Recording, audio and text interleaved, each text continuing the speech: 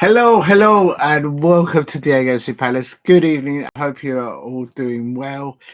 This is a live watch along for Porto versus Roma in the UEFA League. And if you're new to the channel, please hit a like and subscribe at Diego C. Palace. I hope you're all having a wonderful evening.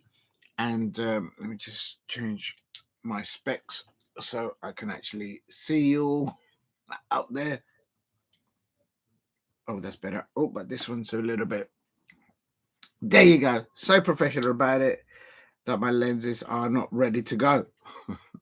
While I sort my lenses out, please hit a like and subscribe at Diego C. Palace as you come into the live stream. If you could, that would be amazing.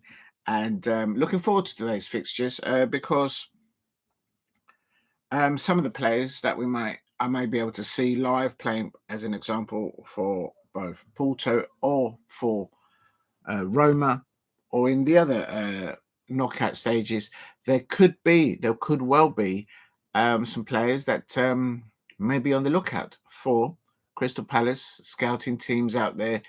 And you never know. You never know. And I expect, no doubt, that Premier League clubs will be looking at some of the performances by some of the players in the knockout stages, because the moment that a club does become get knocked out of Europe, perhaps they may look to release some of their players, and some Premier League clubs may be already looking with their scouting teams at players in European football to try and bring them in. So, good evening. Oh, good evening, Semic. I hope you're doing well. Thank you very much for dropping in, Semic. Much appreciated. Good luck for your team today if they are playing in the UEFA Cups. So, good evening. Semic says good evening. Azar, AZ Ahmar 0 in the 5th minute. There you go. I've got my predictions already done for that. And good evening to Steve ROC. I hope you're well. And Semic says 5 main players are missing from today's Osimeni, Mozzarella, Torreira, and Davinson Sanchez. Oh, wow. So you've got a lot of players there missing there for your Galatasaray, I expect. And Osimeni, I think, as an outsider looking into to Chelsea, I think is a player that they should have signed not the beginning of this season, but the beginning of last season. And had they done so, Chelsea would easily be, in my opinion, in the top 8 of the Champions League. It's just my thought on it. I expect some Chelsea fans may agree with me and some may not. Oh my God, wow, you guys are amazing in the chat. Steve RSC has gone in already and saying that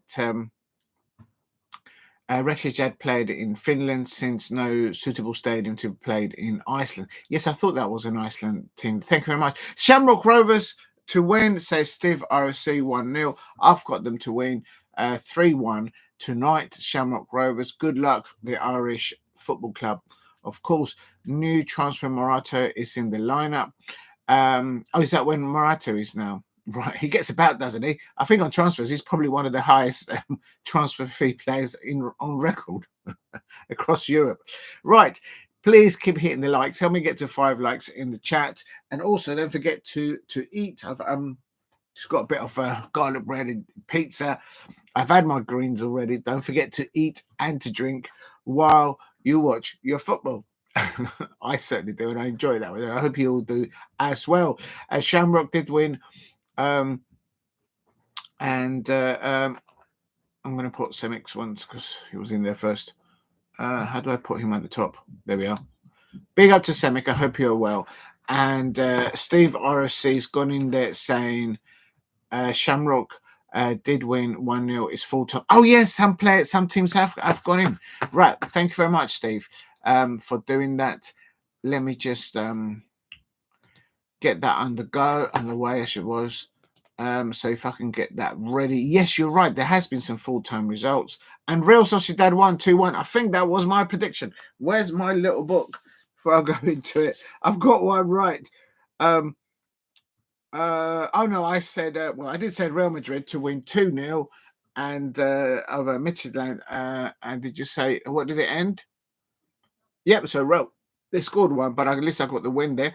Ajax of the Netherlands They won 2-0, and I had predicted Ajax to win 2-0, 1-0, and they won tonight. So well done, Ajax there. Of course, this is the playoff rounds, the first round, the first legs of the knockout rounds. I think they play a week later, the other end, and the 8 o'clock kickoffs are on their way. FC20, they're up 1-0 against Bodo Glimt already.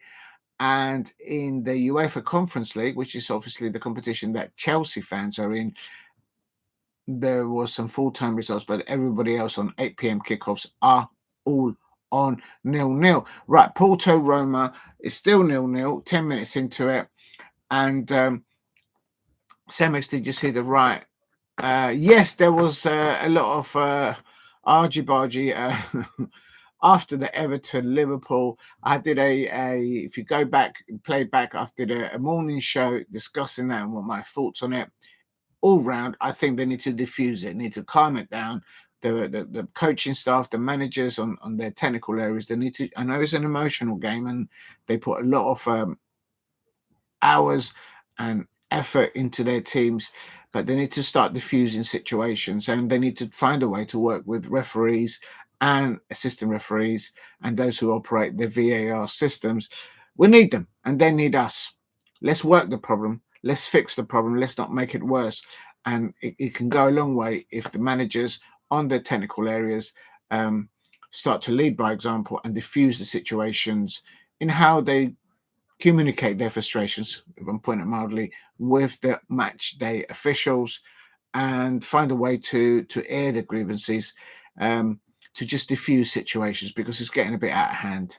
And yes, I did see that, Semic, and it's not very good optics for the Premier League. It's not very good optics for both clubs, and the main thing is that no one got injured in the football stands, in that Goodison stand there. So that's what I think of it. I think it needs to be diffused, and they all need to. The atmosphere is brilliant and it's good, yes, but the outcomes, it needs to be diffused just a little, not just a little bit. It needs to be diffused. They need to put chuck a bit of water over it, because it's getting a bit out of hand, in my opinion. Steve RC Shamrock will want to cancel Premier League games since it starts tomorrow, and want to play and catch up the best team that they have ahead of that. That makes us a solid point there, Steve. And Semic goes to atmosphere can be sometimes overwhelming in derby matches. Absolutely, I totally understand that, and I totally get that. I mean, just around the corner, my Crystal Palace have got Millwall at home at Selhurst Park, so it's going to be one of those great matches. We've just signed one of the amazing prospects of young football talents, of course, in Roman Eze, well acquired. Oh no, your Galatasaray losing. No way, Semic. I went for oh, I'm not happy about that. That's throwing my prediction out the window. AZ is 1-0 up against Galatasaray, and here it is, Semic, proof of the pudding. I've gone for Galatasaray to win 3-0. So that's gone out the window. Galatasaray fans out there, why are you bottling it? I predicted you lot to win 3-0 today, and you're already 1-0 done, and I haven't even looked at logged up the match. What is going on with you lot? What is going on with you Galatasaray fans out there? Why did you get rid of my legend Wilfried Zaha? Real talk. Right, let's get things undergoing. Please help me get to 5 likes, and I want to thank everyone that's contributing with the comments, with participating in the chat, and also watching on playback. My subscribers, my views, and my likes are going up. So I'm really thankful to absolutely every single one of you out there. Right, before I go into anything else, I need to just make sure that the sound is all fine. And thank you very much, those of you who watched and participated in the morning shows today. This morning, I did my second ever morning show. I need to learn how to structure it a bit better, because it is called a morning show, but I actually finish around 2 o'clock in the afternoon. But there was so much going on, of course, out there, and it is one of those. And I need to sort of perhaps look at other content creators out there and see how they do their morning shows and how they structure those a bit better. And it's all a learning curve at the moment, I suppose. But yeah, it's called a morning show, and I ended up mid-afternoon, sort of literally. Not very good. If you're new to the channel, please help me get to 5 likes. The reason I'm watching this is because some of the results from today and from the second legs in the UEFA Europa League and in the UEFA Conference League, some of these teams will be facing in the Europa League teams like Tottenham Hotspur, Rangers, I believe, or is it Celtic? I can't remember. I think it's Rangers. Oh, sorry if I got that wrong. And also Tottenham Hotspur, Manchester United fans. I'm sure they'll be looking at to see who they may get in the next round. Look at what type of formations these European clubs are playing and what kind of form they're going into. Because I expect Tottenham Hotspur, Manchester United, and I believe it's Rangers will be facing them in the next round. I think it's Celtic in the Champions League. Good evening to. Oh, wait a minute. Let me go on. Many critical players are missing, as I said before. Stay strong, Semic. And I'm disappointed. I'm very disappointed in the Galatasaray fans out there because I predicted you lot to win 3-0 tonight. And clearly the manager there has got the eye on another match down the line, down the road. Good evening to the Manchester City fan, the Don. The Don now is called Mason Oldbridge. Hello, Diego. My good man says the Don Mason Oldbridge. Nice hat. Good evening. I hope you do well. Thank you very much for the compliment. Please go and subscribe to the. He's a young content creator, a Manchester City fan, the Don Mason Oldbridge. Let's get his subscribers up and let's support the young content creators out there. And thank you very much for dropping in. Steve O says, Brighton Hove and Albion, Chelsea tomorrow. Yes, you are right. It's a massive game. It's another repeat because just the previous match was the same. Chelsea away at the Amex, the Brighton fans, and they lost that, of course, out of the cup now. And tomorrow, Chelsea will want revenge. Chelsea just need to get back to consistency, winning. They've now confirmed officially that Nicholas Jackson is now out for the rest of the season, and now suddenly Enzo Maresca is talking up the other players that he has available. Bit late, I suppose. Better late than ever, I suppose. There you go. They're getting him the Peaky Blinders. Yes, I do like that. I do like it. Very, very. Very good style of attire worn by the actors and actresses in the Peaky Blinders. I cannot deny. Porto Neil, good evening to Derbeck. That's a bit of a mouthful to say. I hope I'm not saying something rude in somebody else's language there. And that's Porto Neil, Roman Neil. Good point there. I'm going to try. Please help me get to 5 likes in the chat. I am going to try and get the match up. And before I do, I'm just going to pour myself some. I've got the good old Tropicana, the orange juice.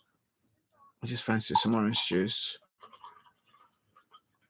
A bit late in the day for orange juice, I suppose, but I'm doing it with my Waldy. Big up to Waldy, my captain of last season. He's still my captain. I don't care what anyone says. Waldy! At Crystal Palace, an absolute legend for me as a Crystal Palace fan, I have to say. I believe Waldy now is still recovering from an injury, so get well soon, Waldy. Joe Ward, I should say. It's just I give him a nickname. Thank you very much. Please help me get to 5 likes. If you're new to the channel, please subscribe at Diego C Palace. Right, the sounds okay, all fine.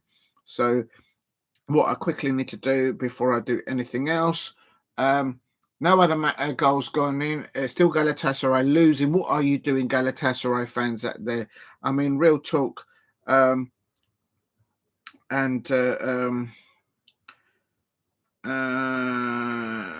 gonna quickly put this out.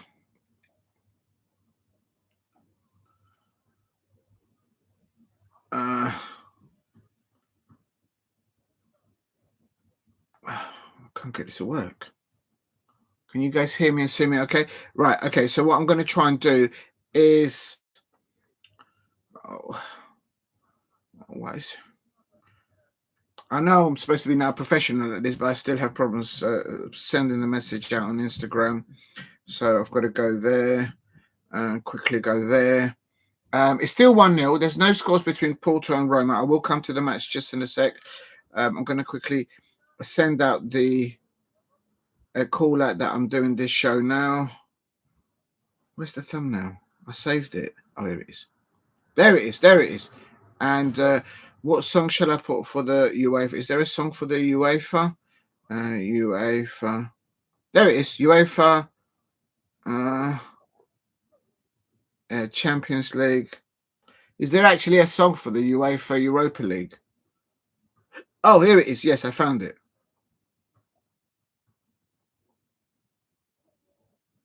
Right, there's it. I found the UEFA Europa League song. I didn't realize there was one. The only one I know of course, is the Champions League. Right, so I've selected that one, and no, you know what? I'm going to change that. I'm going to try and change a different tune. Let's put some. I fancy something else. How do I delete that one? Let's put. Oh.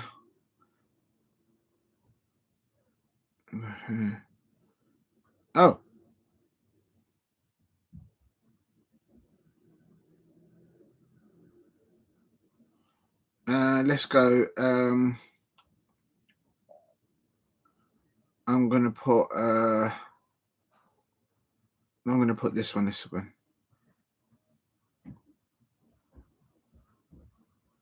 I'm gonna put a soundtrack out there off the Smiths. How soon is it now? If you remember, you remember. I'm gonna put the Smiths. That's gonna be the soundtrack. Oh, off the post. I'm gonna put on there. Live now. Oh, this case is getting in the way. I think I need to get a new case for this phone because it gets in the way of typing. Live now on YouTube.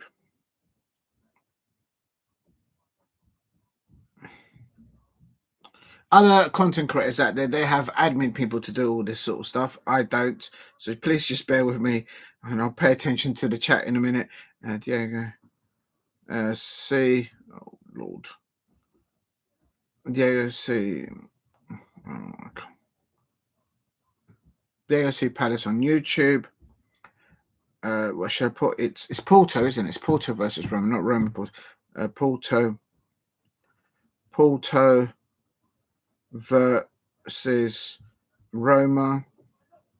I'm putting here. Hello all. Please view. Oh, what's wrong with this thing? Please view, like, share as you enter, live stream, chat. Hopefully people will see that. I'm going to put on here hashtag football, hashtag it's Porto, isn't it? Let's put Porto first. Porto, there it is. Hashtag Roma. Whoa, how'd you do this? Whoops. The match will be finished by the time I send this. Hashtag Roma and hashtag UEFA, I suppose. UEFA and hashtag. Oh, I'm going to put this gentleman who sent his community over me is Tom.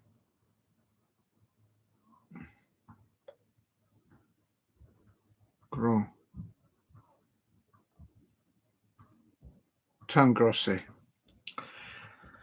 Okay, and also Diego C. Palace. Hashtag cpfc and hashtag That'll do. And then who else? Oh, hashtag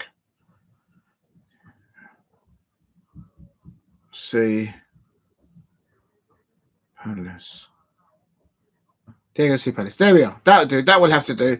I'm just going to send that off on Instagram. Please hit a like and subscribe at Diego C Palace. And I'm coming to you right now. I kind of listen to all sorts of music. It depends what the what my thought is in that time of the week, I suppose. I like all sorts of music. I'm not picky. Right, here we go. It's let's just put that. How do I? I'm going to do that and confirm it, and then put that there. And add to the story. Let that go off. If you're new to the channel, please subscribe at Diego C Palace. I can confirm. Oh, there is another goal in the UEFA, in the Europa League. I should say it's a PAOK Park, if that's how you pronounce it. And Galatasaray have pulled a goal back there. Galatasaray have pulled a goal back. It's AZ1, Galatasaray 1, but PAOC have scored against FCSB, which I believe is a football side in Romania. Still not Porto nil, Roma nil. I probably jinxed it because I'm doing the watch along for that, and there's no goals in it. Unbelievable. No goals in the 8 p.m. kickoffs in the Conference League. There has been other matches that, yes, that's right. Galatasaray has scored. Well said there. Simic. Right, why have I lost the live thing there? Let me just make sure that that's all going out all right. Please hit a like and subscribe at Diego C Palace if you're new. And Porto nil, Roma nil. Strange to have Euro games on Thursdays. I don't get that. They usually are on Thursdays, aren't they? And also on Thursday at this stage, no Scottish or English teams playing. Oh, I see what you mean. Yeah, I didn't read the whole amateur there, Steve. Sorry, I do apologise. I should read the whole thing first. Yeah, there is no Scottish. No, because the reason why there is no Scottish or English teams playing at this stage is in the knockouts, because if I'm not mistaken, they've all qualified in the top 8. That's my understanding. Chelsea, of course, finished first in the top of the UEFA Conference League. I think they should win that. And of course, in the Europa League, the UEFA Europa League, both Manchester United and Tottenham Hotspur fans and Rangers or Celtic fans? Oh, I do apologise. I've mixed it up. It's one of those two clubs. They finished in the top 8. So I think it's Rangers. So congratulations to them. Absolutely. And so yes. And Diego Galatasaray scored. Yes, they have. It's 1-1 there between AZ and Galatasaray. Right. Let me just quickly check that the thing that's gone out on Instagram. Okay.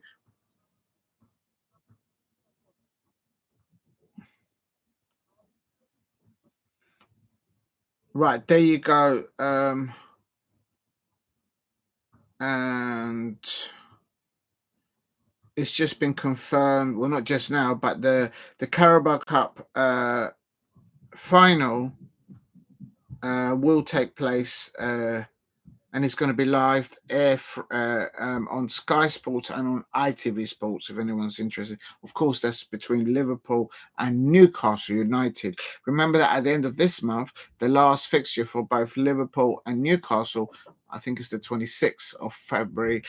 It's Liverpool versus Newcastle, and then a week and a half later or so, they meet again down at Wembley for the League Cup final. Right, so there's been some sadness there. A West Ham player there has passed away. His name is Ronnie Boyce. So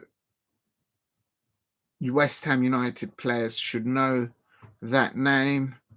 So my condolences out to Ronnie Boyce's family and to the West Ham football fans out there who probably know them really well. If you're new to the channel, please subscribe at Diego C Palace And let me just put that on there. Okay, so it's gone out. It's gone out. Right, let me quickly just have a look to see if there's anything else there. Right, let's just put that out there. Let's get into the match. It is still 0-0 between Porto and Roma, so I have a mixed match. And how do I get that match up? That's on. All right, let me just. Oh, let me just log in. There it is. Oh no. Oh no. Cancel. Nearly. Oh. Let's see if this works. Yes. Oh, somebody's just been issued a yellow card. So there we go. The officials are pretending to be in the casino, and they're issuing yellow cards out galore. And Semic Selic is getting a yellow card there, and there is a Porto are wearing blue and white in stripes similar to my shirt, and the Roma players, of course, under Claudio Ranieri, they are in red and black. Black short. Is that black shorts? I can't see. No, they're all in red. It's like a mixture of red and yellow, but mostly red. Like right. Let's get into it. Okay. So that's the result. So now I need to go into. Oh, I don't want to lose this tab. This is the Super Bowl tab. I don't want to lose that one. I like that one. That one there. Right, here we go. So if I go into there and need to get the lineups. I haven't done the lineups. I do apologize. I'm going to do that now. It's still 0-0.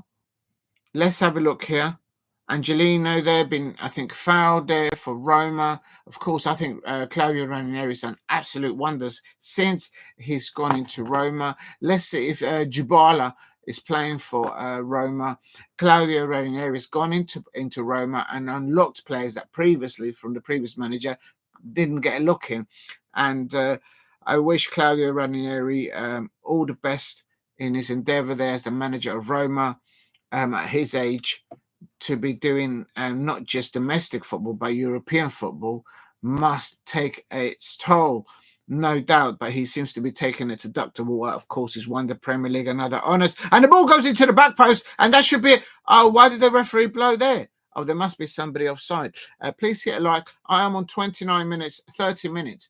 But I expect you lot are about 1 or 2 minutes ahead of me. And there's been, oh my days, 3 yellow cards. 2 yellow cards for Roma player of Claudio Ranieri, and of course the Porto manager is Martin Anselmi. Please hit a like. The goalkeeper for Porto is Diogo Costa. Costa. I wonder if he's related to Diego Costa. Probably not. Looking at the lineup there, I think I've heard of Perez, and that's about it for Porto. But for Roma, yes, Dybala is on the pitch. Oh, Pellegrini there. And there's a shot by Roma on the right-hand side.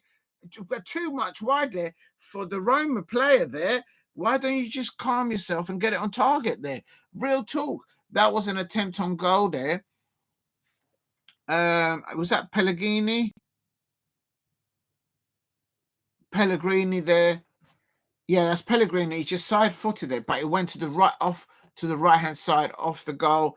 And Dybala there, you can see Dybala's frustration there. Dybala's playing up top there with Dobic, and that's a good lineup there. Claudio Ranieri is gone with the 3 players at the back with Selic, Mancini, of course, the son of the veteran AC Milan player, Mancini, and Ndicka. And here comes Porto on the counter, and they've got the ball on the left-hand side. Now it comes central, and I think that was Dybala that actually, or somebody just kicked the ball away. Please hit a like and subscribe at Diego C. Palace. It's still 0-0 between Porto and Roma. And while we're there, I'm going to see if I can find the lineups, and I'll put it in the chat. If you're new to the channel, please subscribe at Diego C. Palace. No lineups there. So let's just go here. If you can, after this, if you have time, go and check out my second morning football show. I did it this morning, and also I did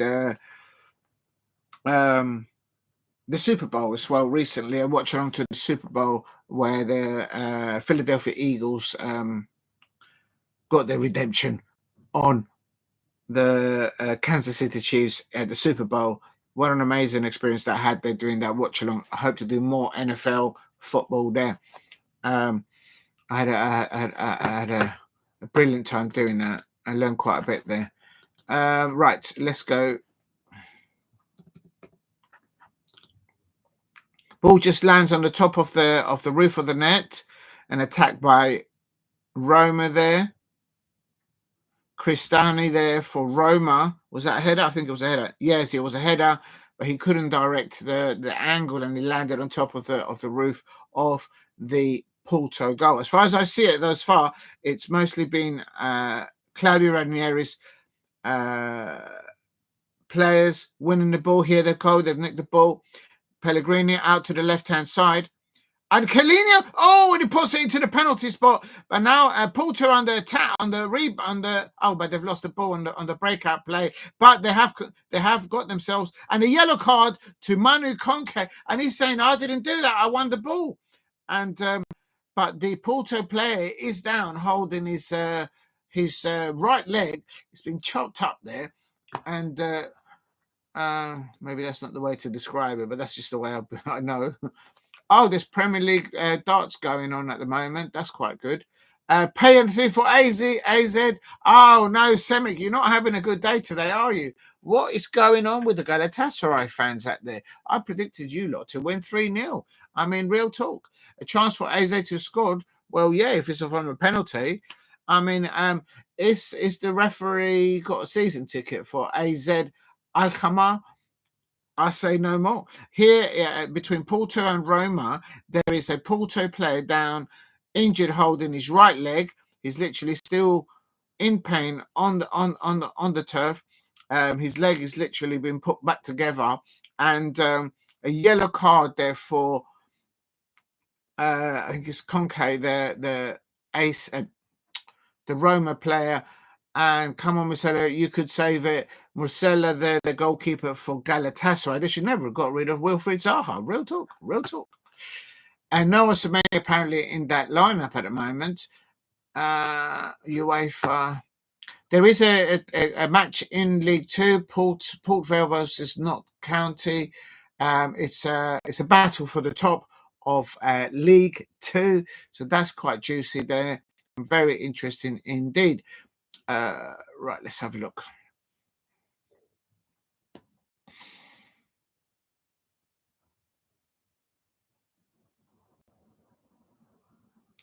And there's been some breaking news in the last 4 or 5 years, 4 or 5 hours. Celtic could face another UEFA fan over a banner displaying their fans during the Champions League. I saw that there was no call for that. Just leave politics out of it. Just leave politics out of it. Just do the football, man.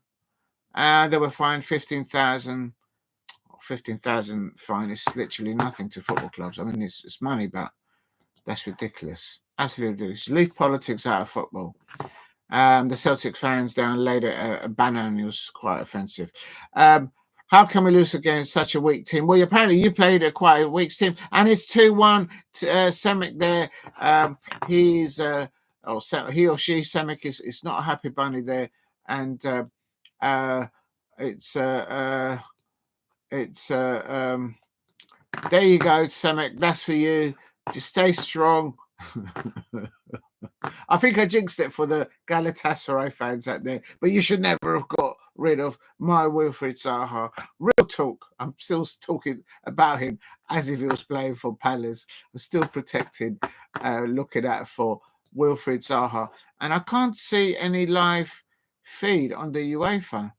I can't get the lineups. Oh, this is annoying. If you're new to the channel, please subscribe at Diego C. Palace. I'm not happy with that. So I'll have to go to the match itself. It's 38 minutes. I can't hear it. Right, Gestacchio for Porto on the left-hand side here on 37 minutes. trying to break it into this, breaks it into the penalty area of Roma, but the ball's overhit and he goes out for a Roma goal kick, I believe. If you're new to the channel, please subscribe at Diego C. Palace. It is Porto 0, Roma 0. No goals here. I thought there'd be goals in this one. That's why I picked it.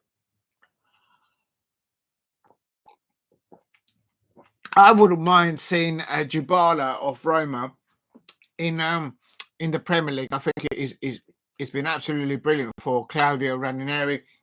As I say, when Claudio Ranieri took over, firstly as an interim manager at Roma, he unlocked him, and he's never looked back, the lad. I'm surprised that clubs like Tottenham Hotspur, Manchester United, and even Chelsea have not looked at Dybala. In the January transfer window, made a cheeky little bid there. And another yellow card there. So for Roma, Pellegrini, Kone, and Selik, who sounds like a Turkish name there. They all those three players have received yellow cards in the first half for Claudio Ranieri's Roma. For Porto, there's only been one yellow card. Varela. Oh, is there a substitution coming off? Who's that? This is another injury. This is absolutely insane. There's so many players dropping down like flies. There is a substitution there. I think that might be Pellegrini. Please hit like and subscribe. The Ranieri is just, he looks worried there because obviously he's just he's having to deal with, he's talking with his coaching staff there. Please hit like and subscribe to Diego C. Palace. And no, it was Dybala. Oh, no. Oh, that is not good. Dybala is off injured. Oh, no. That's not good for Roma. They need Dybala. And Baldacchini, of course, is a good alternative. But on form on the pitch, Dybala has been absolutely... that's a massive blow for Claudio Ranieri, and I expect for Roma fans in this competition. How serious is that injury for Dybala? Was he nurturing a knock, and should he have started today? This is an away fixture. Should he have travelled at all? So is that a mistake by the medical staff, or is that a fresh new injury for Dybala?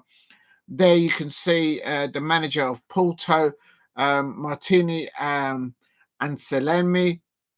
I can't deny it. He must have a good tailor, because that suit there, it looks absolute peak there, man. Real talk. I wouldn't mind having that tailor. A very smart suit there he's wearing as the Porto manager. Please hit a like and subscribe at Diego C. Palace. If you can, help me get to 5 likes. And also, if you can, in your free time, please go and check out my second ever morning football show, which I did this morning. It's the second one I've ever done. And I kind of finished at 2 p.m. in the afternoon. So it turned into really like a day football show.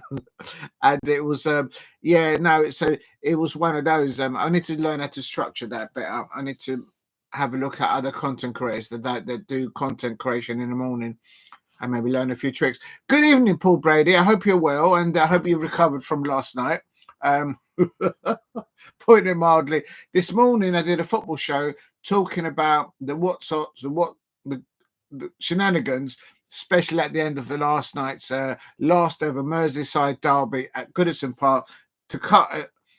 To wrap it all off in one sentence, I think the football managers across the Premier League need to start diffusing how they confront the officials from the technical areas, and at the end of matches they need to diffuse situations, because it's getting out of hand. There's it's getting a bit silly now, and so they need to diffuse stuff. But well, I'm going to go into it because I want to try and concentrate. But good evening, Paul Brady. I hope you are doing well. Thank you very much for dropping in. That means a lot to me. Also, on a nutshell from what happened last night, Paul Brady, if you're still there, I basically said that Curtis Jones, I think he should have his red card rescinded. I don't think he just went to get Decore away from the Liverpool fans, and the media now portraying him as but now there's some really bad things being said about Decore, and that needs to stop. People need to just calm down, but emotions are running high out there, no doubt. And that's why I say everyone needs to diffuse the situation as much as possible. And the managers of the football club need to have a word with players like Decore, pull them aside and says, look, you've got to calm down on the pitch roll. And here is Porto in the penalty area. He has a shot on goal. Roma doesn't look the same since Dybala's gone off injured. And this is Porto. They've got Roma pegged back into the penalty area, ball into the back post, and Salamak there getting the header out. When in doubt, Salamaza there getting the header out for Roma in his penalty area, away for a Porto corner. And when in doubt, just head it out or kick it out into touch for a corner or a throw-in, and then group. I expect that is what Claudio Ranieri has brought in. This is Porto. 43 minutes I'm on, so you lot are probably on 45 minutes. And corner coming in for Porto. Since Dybala's come off, Porto have got their tails up. And terrible corner by Porto, not even beating the first man. That's a wasteful corner, literally a waste of a ball. Now, the same player is doing the throw, and now he leaves it for another player. Please hit a like. Oh, wow, I've got 4 likes. Thank you very much, people out there. If you can help me get to 5 likes, that would be wonderful. If you could, that would be amazing. And if you haven't subscribed, please subscribe at Diego C. Palace. It's Porto now with a throw-in on 44 minutes. Kone clears it for Roma. Samu. Porto tries to ping it into the penalty area, but it gets blocked by Salamak. Salamak is already, I believe, on a yellow card for Roma. This referee is handing out so many yellow cards, especially to the travelling club at Roma. It's gifting out sort of Christmas cards to them as well, I think. Roma now trying to hold the ball, a bit of space for their midfielder there, Pellegrini on the ball, and that's it. Just keep the ball. This is why Italian sides are very good of controlling the ball, containing the ball in the midfield areas, and one ball over the top for Roma there. Of course, no Dybala up there now. Dovic is very isolated up top there. But also now Baldassani has come on for Dybala. He's a good player, I would say, Baldassini, but on form, fully fitness, he's not on the levels of Dybala. 4 minutes of minimum 4 minutes added time. Please hit a like and subscribe at Diego C. Palace. As soon as this halftime whistle goes here, I will go into the half times of the 8 p.m. kickoffs in both the Europa and in the conference UEFA leagues. These knockout stages, they've got I presume these are 2-legged affairs where, for example, Porto playing one game at home, and then possibly, I suppose, next week, this time Roma will have to host Porto. But still 0-0 here, and there's a Porto player there gone down like he's gone down like a salmon onto the pitch, and Conke there he's just walking away there because he's already on a yellow card. Oh, it could be a face. It's a facing. It's just, it didn't hit him in the face. His arm got him underneath the chin, and the player's on the pitch itching his chin. It's just that the arm of Kone went into the neck, but nothing doing there. Oh, here we go. And there's the referee. It's all kicking off now. The referee's now issuing out more yellow cards. A yellow card now to the player that actually went down injured, because he's trying to cheat the referee. And Sanamaki's got a yellow card, and that's Maura, Francisco Maura there is trying to cheat the referee, and he's got himself a yellow card for his own troubles there. And the new player that just came on, Baldassani, he's been given a yellow card. The officials are trying to keep order on the pitch. This is like red against blue. This is having mirages of last night at Goodison Park, Real talk. If you're new to the channel, please subscribe at Diego C. Palace. Why is my television halted? I have no idea. More yellow cards incoming, I expect. And Selamak has been given a yellow card. There could be now a red card. There could be now a red card. I know it's not. Pellegrini and who else is getting yellow cards? This referee's handing out yellow cards left, right, centre. Real talk. If you're new to the channel, please subscribe at Diego C. Palace if you could. The referee is in injury time here. It all started when Francisco Moura went down onto the floor like a salmon, and all that happened was that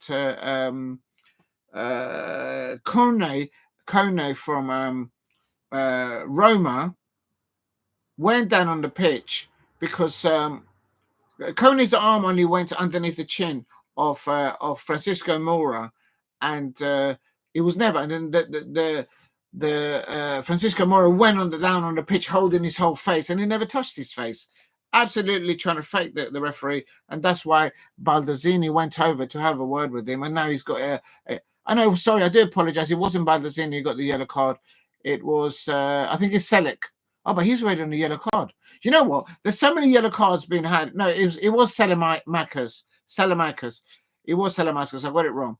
And there's like 1, 2, 3, 4 yellow cards already for the Roma players. And there's no need. There hasn't been any really nasty tackles in there. This referee is literally thinks he's at the casino dealing the cards out. If you know, you know. Paul Brady says, yes, I watched earlier. You gave a fair. Oh, thank you very much, Paul Brady. Yeah, I don't think Curtis Jones has done anything wrong. And having slept on it, because I'm a neutral onto that. And as I say, I think it needs to be diffused. And as a neutral, I would say just sleep on it, wake up in the morning and then commenting about it.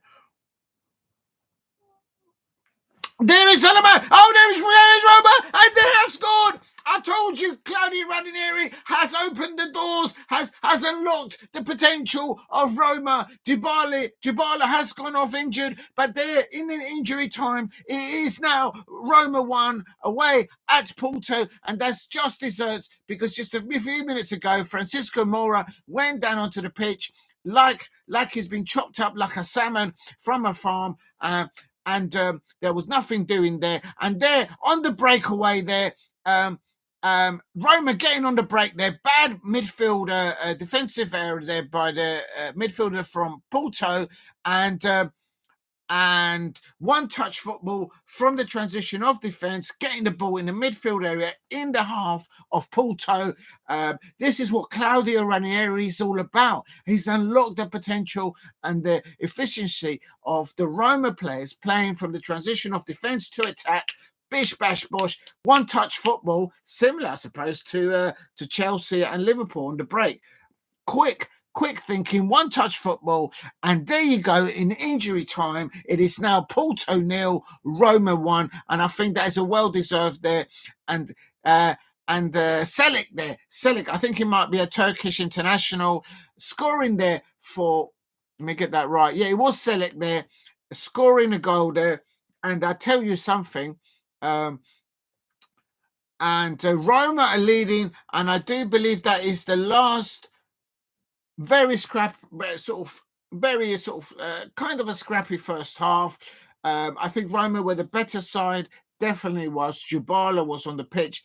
He's obviously in the changing room receiving treatment. Not sure what kind of injuries picked up, but Dybala came off, and Dybala came off at around the 38-minute, 40-minute mark, and Baldassini came on, and then Roma took their got their tails up and parked themselves into the Roma penalty area, but couldn't do anything there. And then into injury time, Francisco Moura, he wasn't fouled in the face. All he got was an accidental arm, and not even a hard arm, of Kone of Roma, and he went down like a salmon onto the pitch. Then as he was down there, Salamakers went over, the Roma player went over to Francisco Mora to tell him, stop faking this, you're cheating here, you're cheating the referee, you're wasting my time.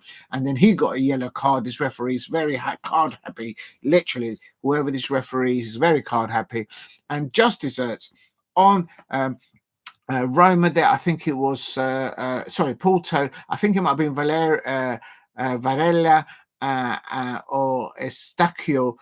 They lost possession in their own half in the midfield area for them, and Roma pounced on there.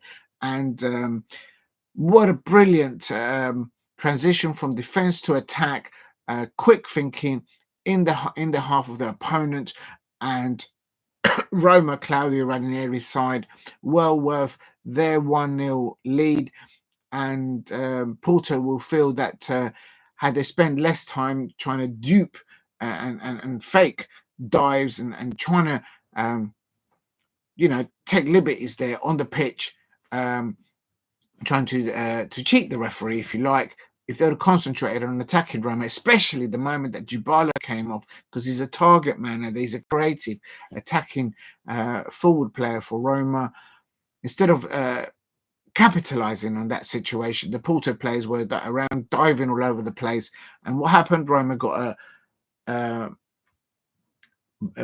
duel in the midfield area in the half of Porto, bish bash bosh. And it was Selic who scored the first goal for Roma at half time. And thank you very much for your comments there, Paul Brady. I appreciate it. Kind of learning from it. So I think the big mistake that I did this morning, I just went on too much. But when I start talking about football, I just keep on rabbiting. I've got to learn from the other content creators out there. There's amazing other content creators out there. Just see how they do it, how they structure their shows, their live shows. But it's all live and learn. Hey ho. And please, if you can, help me get to 5 likes and help me get to 2,000 subscribers. If you can help me get to 2,000 subscribers, that would be wonderful. Porto 0, Roma 1. Right.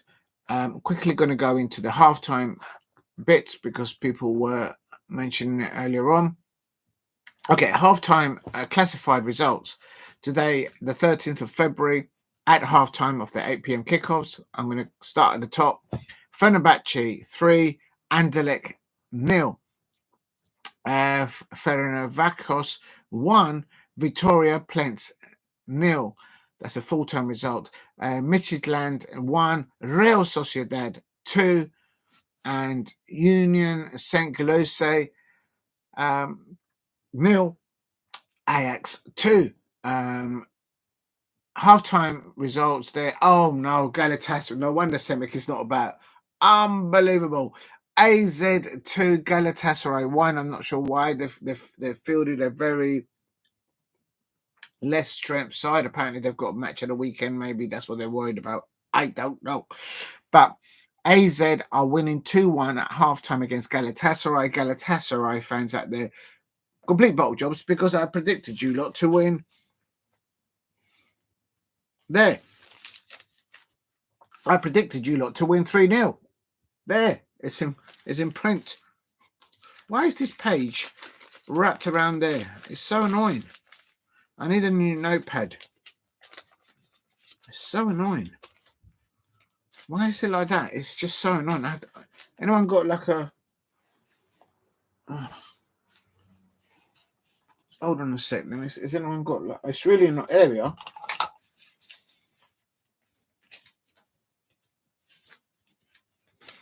Good old close peg. There you go. So let's go from the top. I went for Fenerbahce. I went for a 2-0 Fenerbahce win.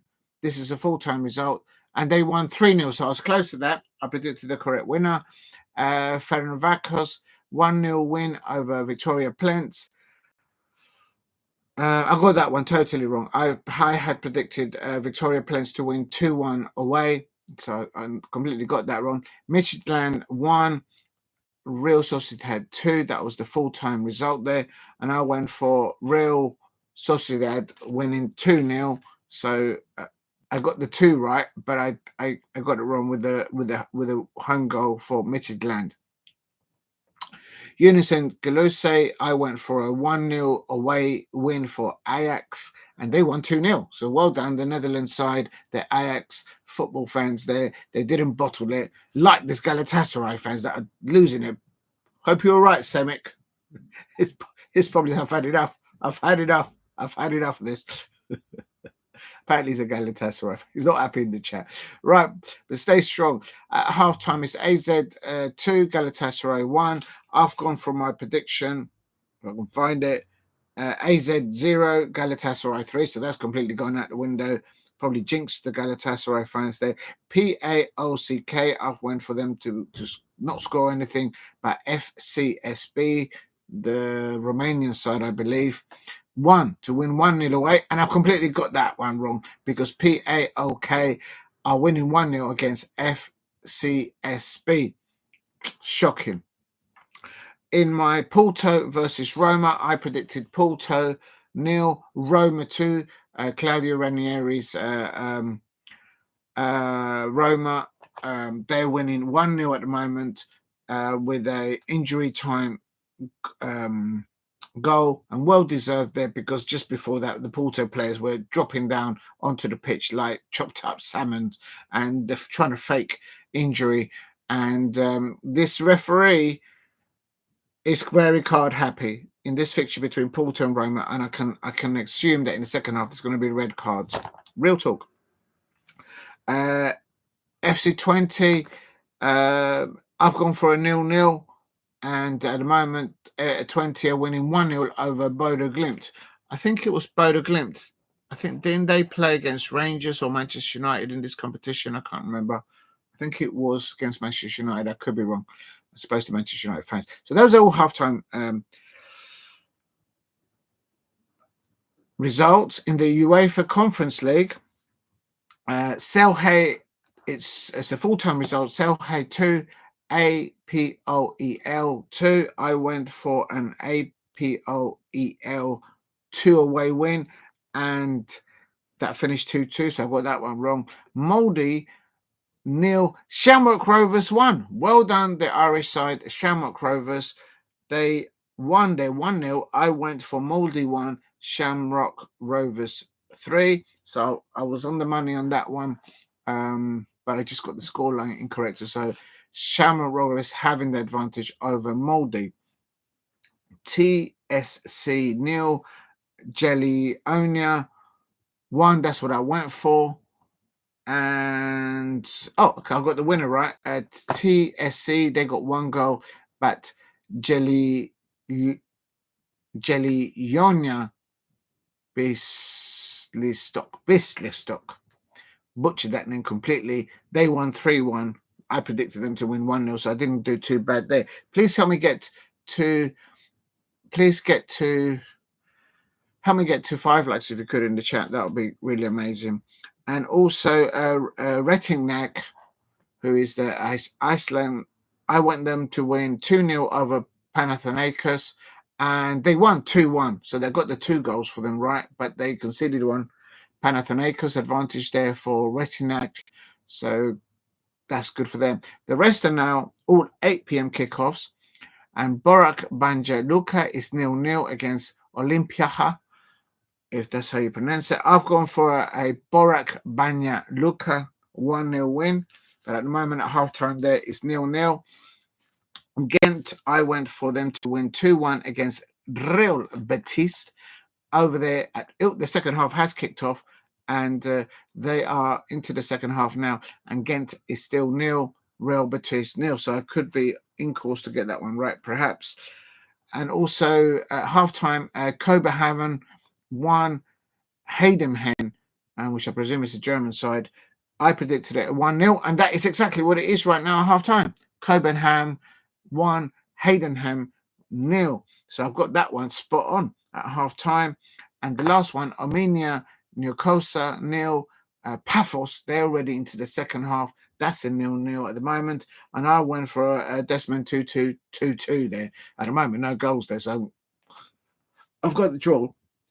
but I'm way off it. Why is it important? Because I think the moment that some of these clubs get knocked out of European football, I expect football agents up and down the country where they may be able to sign a player on loan, on a free. They may look to do that. Perhaps, I'm just thinking. I expect that there will be Premier League clubs looking closely at some of the fixtures today to see any fringe players that may be targeted during the next transfer window. And not to mention, as I say, in the UEFA Europa League, Tottenham Hotspur, Manchester United, and I believe it was Rangers, they are. Was it Rangers? Yeah, it was Rangers. They finished in the top 8, so they'll be playing against some of these sides that have played today, that have featured today. So I'm sure they'll be keeping close eye on whom their potential next opponents are in the UEFA Europa League. Of course, in the UEFA Conference League, I believe it's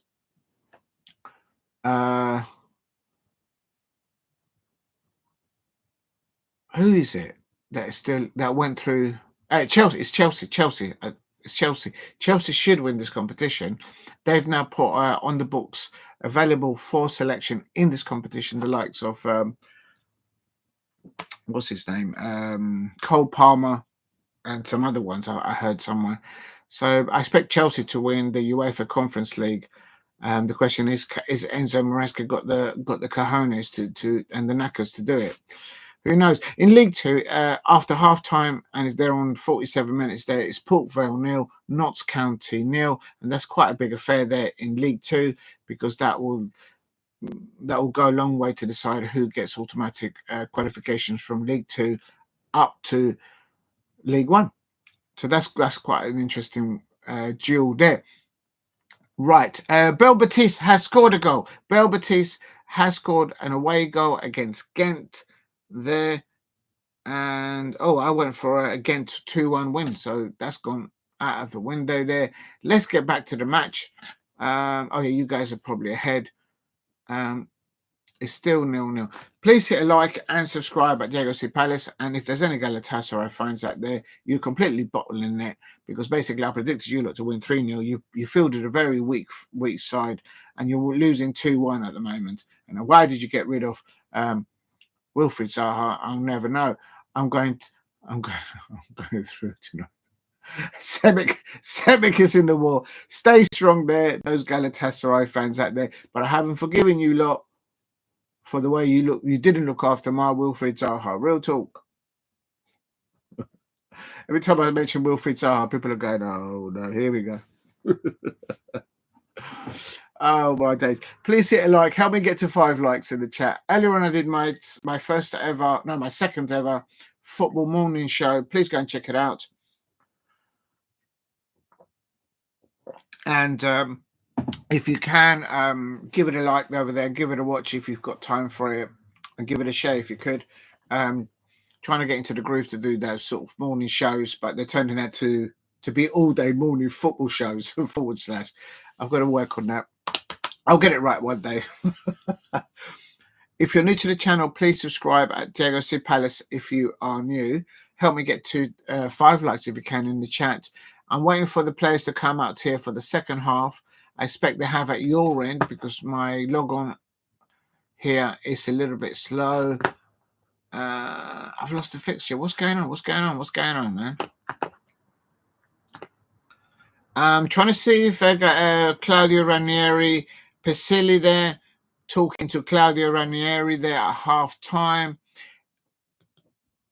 Oh, there is a substitution by Claudio Ranieri at half time. They didn't call him Tinkerbell back in the day for nothing. He just can't help it, but a little bit of tinker here and there. I expect Leicester City fans and Chelsea fans will know about the Tinkerbell, what people used to call him back in the day. And let's have a look. It's still Porto 0, Roma 1, and Danzi. Pasilli's coming on. Oh, double substitution. There you go. Tinkerbell at it again. Double substitution there. I'm not sure about that. It's a good idea. Pasilli's come on for Conke, who's on a yellow card, and So that's like for like player there. Kone, sorry, I beg your pardon. Kone. He's come off because he received that yellow card and he was close to getting a second yellow card. And Claudio Ranieri is probably saying to himself, no, I don't want to get sent off there. Coming into the second half now, and Porto gets us underway. And the second substitution for Claudio Ranieri at halftime, I'll give it to you. And big up to Sam Mixes. I'm going for it. If we concede one more goal, I quit watching. I'm going to bed. Stay strong, Semic. Listen, these Galatasaray fans and yourself. What's going on? I predicted you lot to win 3-0 today with confidence. And there's Porto into the penalty area. It twists and a wonderful goal saved there by the Roma goalkeeper, Silvia. And I think there might be a foul there. And what a brilliant chance there for the youngster there of Moda of what a save there by the goalkeeper. The Roma goalkeeper, Silva, one ball down the left-hand side here by Roma. One touch, holding off the player. Lovely holding up play there by the Porto player. One touch football there. Ball through the lines. Oh, he was offside. It was offside. The youngster was offside for Porto. Rodrigo Mora. He looks a lively little player there on the left-hand wing there for Porto. I can't deny. And Diego, red card. GS 10 players now. Oh, no way. You tell me that Galatasaray just had a player sent off. I mean, it's like it's turning into a bad night for Galatasaray fans out there. Well, you shouldn't have got rid of Wilfried Zaha. That's right. I said it. I said it again. What are Galatasaray fans? I'm sorry. Chelsea fans out there, don't bottle it tomorrow against Brighton Hove and Albion. Come on.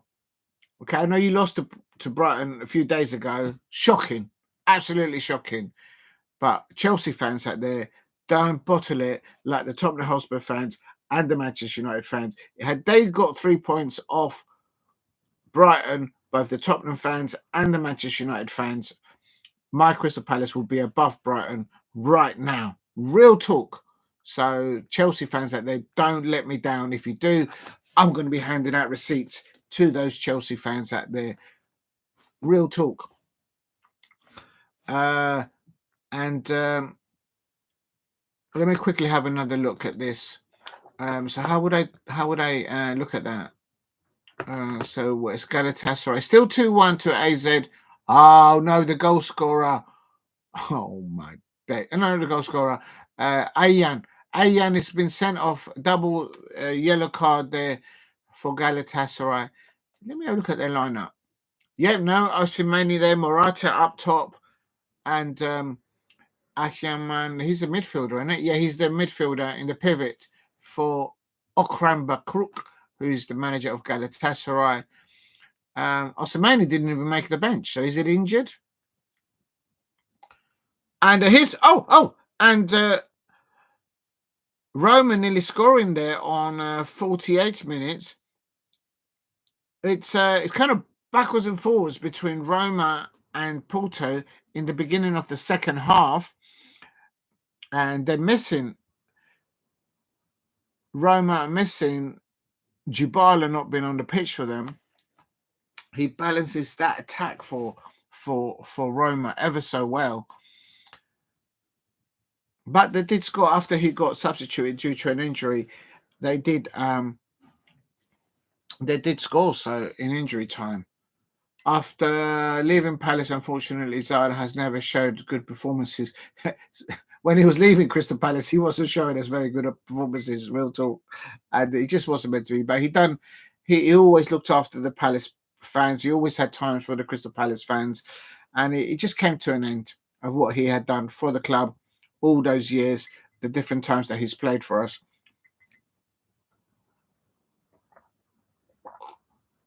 He was also transferred to Lyon. That's right.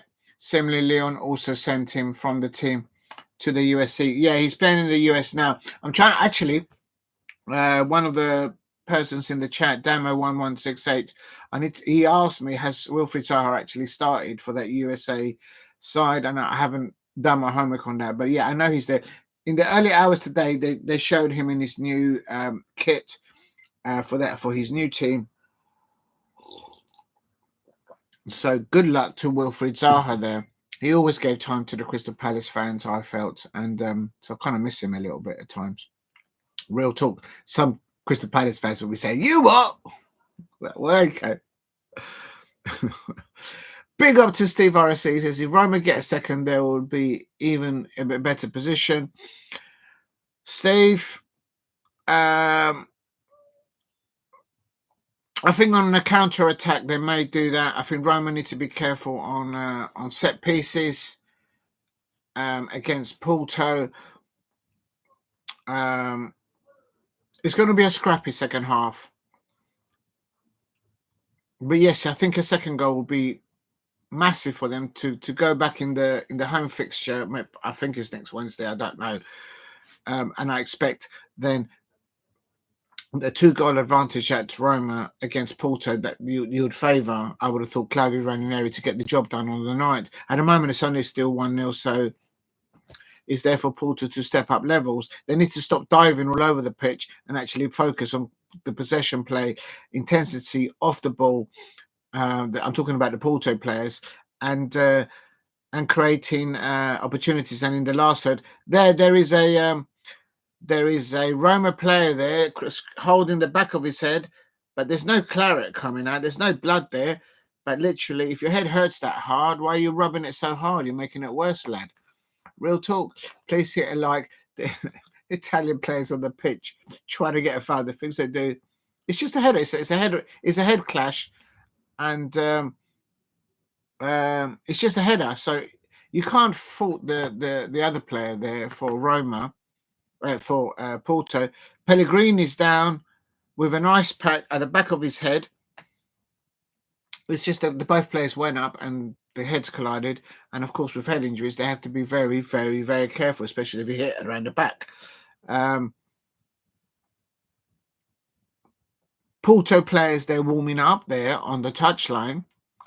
And Pellegrini's just had water thrown on the back of his head.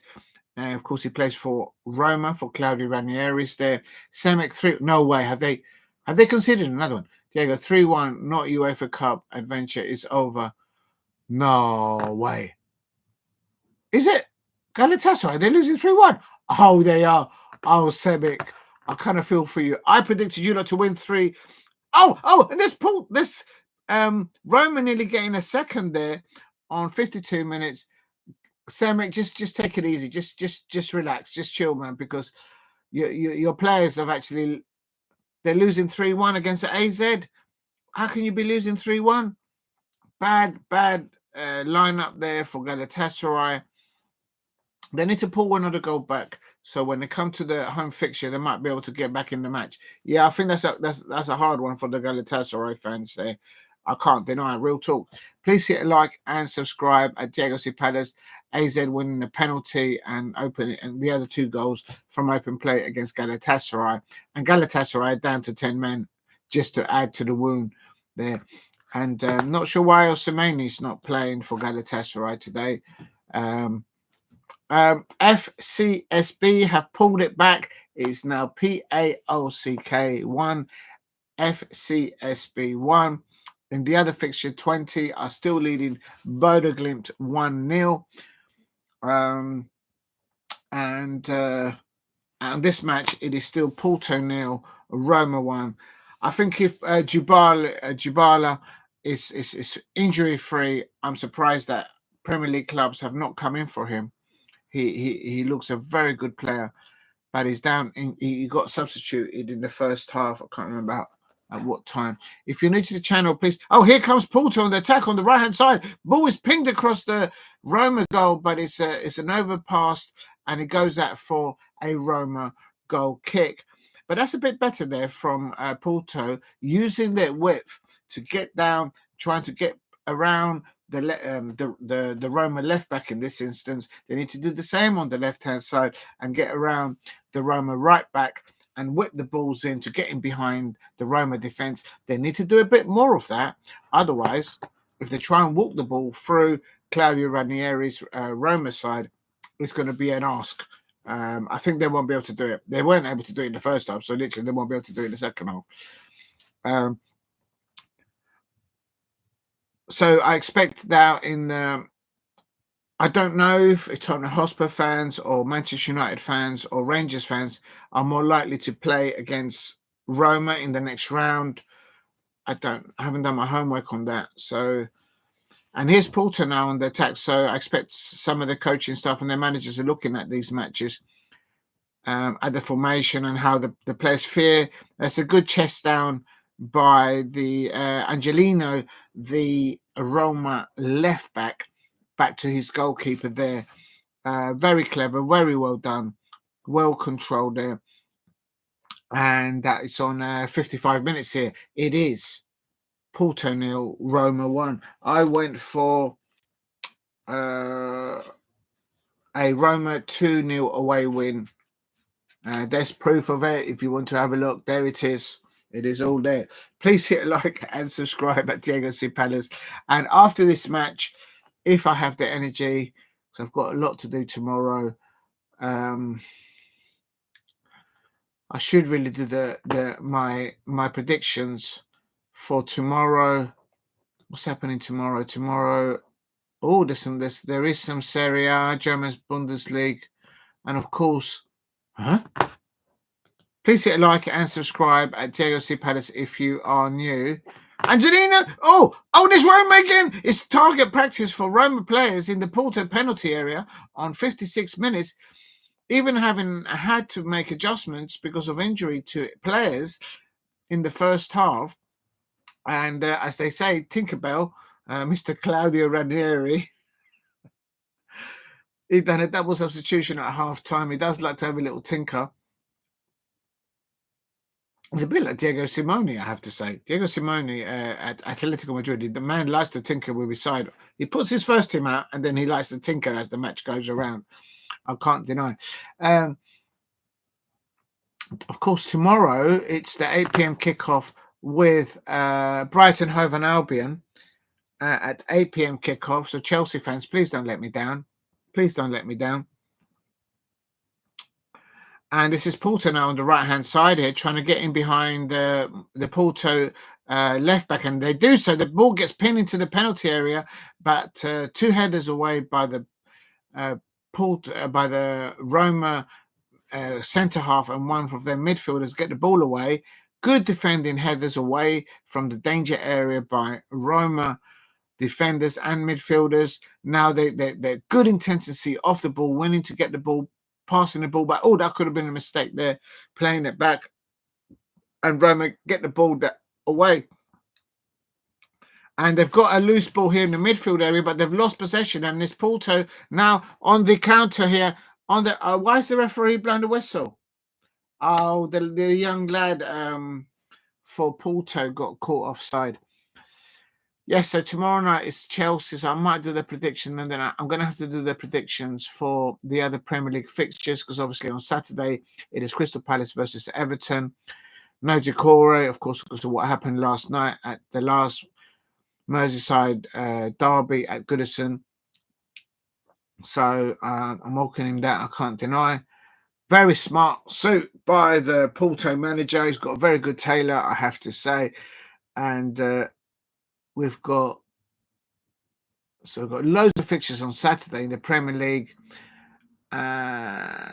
Celtic are at home to Dundee United there. Please hit a like and subscribe at Diego C. Palace if you are new.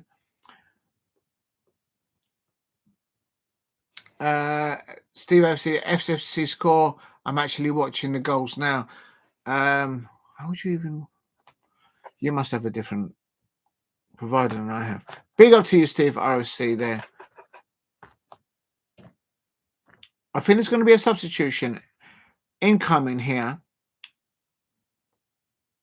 in Porto versus Roma on 60 minutes.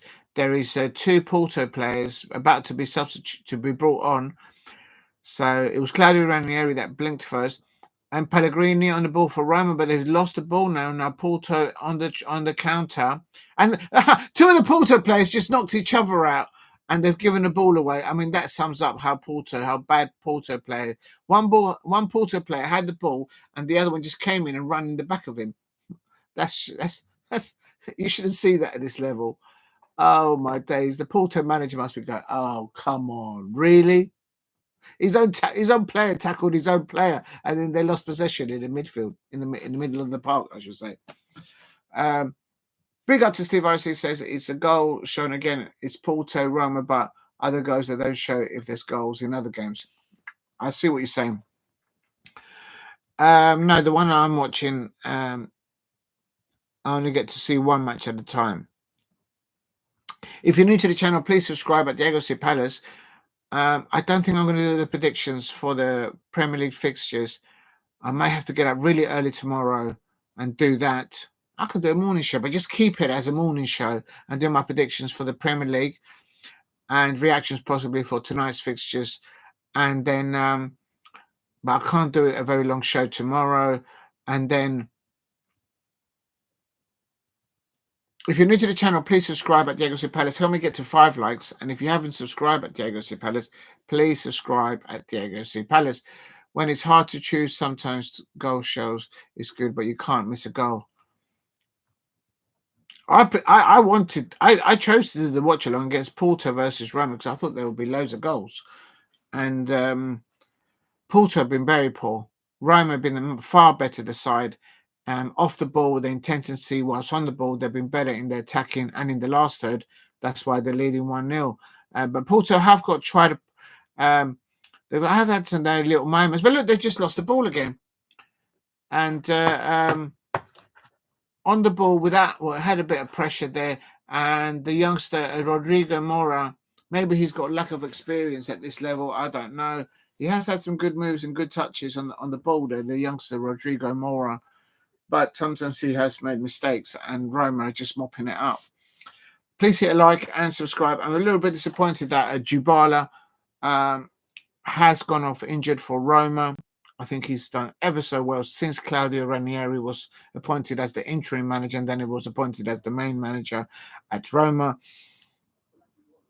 He's basically performing similar to how Scott McTominay is performing for Conte at Napoli.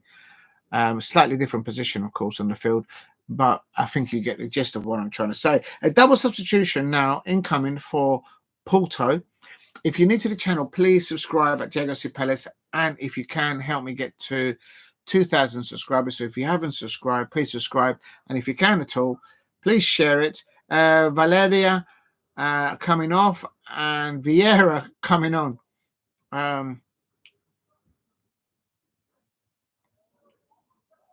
Martin Alcemelny doing a Rodrigo Mora, the player that I just mentioned. He looks very young, and he looks possibly maybe 18, 19, perhaps even younger than that. Wouldn't surprise me. I think he done well, but he had mistakes in him, and he'll get better. But he had some good touches on the pitch. I can't deny. Perhaps this match is just a little bit too ahead of him at the moment, but I think he did well for Porto. He was the only real spark, really, for Porto, in my opinion, and he's now been substituted. So apparently now Martin Anselmi has brought on some experience Porto players, according to the commentator Mashawari there. Please hit a like and subscribe at Diego C. Palace's Roma with a shot on the target, and from about 10, 15 yards in front of the Porto goal, there's a shot on goal there, and he was on target. And Diogo Costa, which is the name of the Porto goalkeeper, he had to stay between the lines, and he made a two-hand save there. That's a foul there, isn't it, on the Porto player? This referee's been forever. And no, come on, Semic, are you pulling my leg? There's no way that Semic and their Galatasaray are losing 4-1. I believe you, but I mean, come on, Galatasaray fans. Oh, you're complete bottle jobs. You know what, Semic? I'm in your corner, but I have to call you a bottle job because I had you winning 3-1 today. Was it 3-1 or 3-0? I had you winning 3-0 today, and you're losing 4-1. I mean, that is disgraceful, Semic. I mean, come on. I'm gonna match your literally, the Galatasaray fans are literally in pain there. And I am going to put some images there. Uh, uh, yeah, sorry, Samik. Just stay strong. But there you go. I'm putting there. You can read what that is. I'm going. It's game over. The Galatasaray fans are in the mud. Absolute bottle jobs, because I said that they were going to win 3-0 today, and look at that. They conceded not 1, not 2, not 3, but 4 goals. Absolute bottle jobs, the Galatasaray fans. They should never have got rid of. Oh, there is Roma with the second goal. Oh, how did they not score? How did they not score? And Roma should have got their second goal there. A brilliant goal kick. Corner kick there. Bad defending from Porto. Terrible defending from Porto. It's lucky that the seconds landed. The goalkeeper did get 2 hands on it, but the ball landed. And Roma there should have gone 2-0 up. And Diogo Costa, who's the name of the Porto goalkeeper, good defender. Pellegrini there, and Hellini there, and Russia. And there is Porto with a long ball over the top. The keeper is outside his goal, and there is 1 against 1. The goalkeeper's back in his goal there for Roma, and it's a shoot. Oh, there is the equaliser! There is the equaliser for Porto. A breakaway goal. The goalkeeper was in no man land, got himself out of position. The Roma manager is celebrating, and there's the equaliser for Porto against all the flow of the match. And what an equaliser there by Porto. Their ball over the top. Who said that Italian football don't play the long ball? Well, there's an example. Italian goal kick out by Diogo Costa, the goalkeeper of Porto. 1 ball over the top. And what a goal there. What a goal there by Porto there. Francisco Mora, the one that is on a yellow card because he was faking injury at the end of injury time. Oh, he gave it a belt. He put some leather behind that, and that was well hit. I mean, he got a deflection. He got a deflection. It hit the it did hit the I think he got a deflection, and that's why the goalkeeper was just wrong-footed there.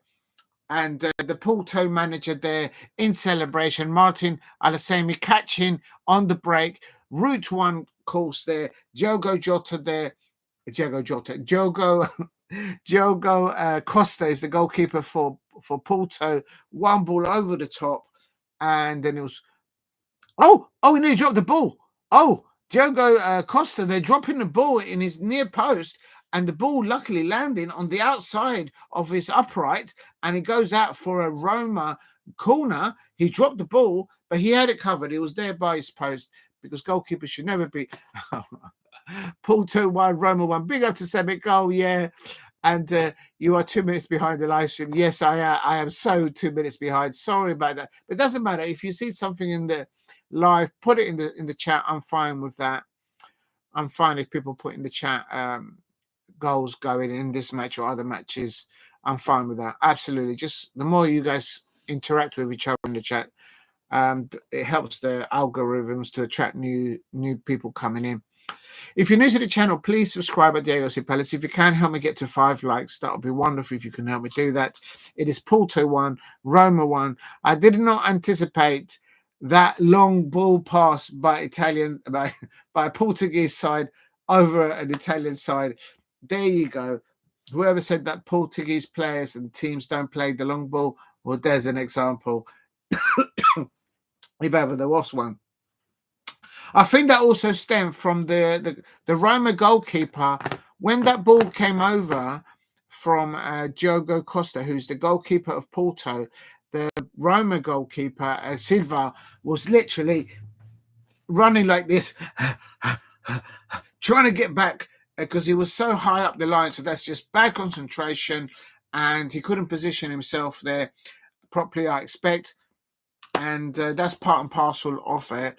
But a very good goal there by Francisco Mora, who got a yellow card at the end of the first half, trying to fake a facial injury.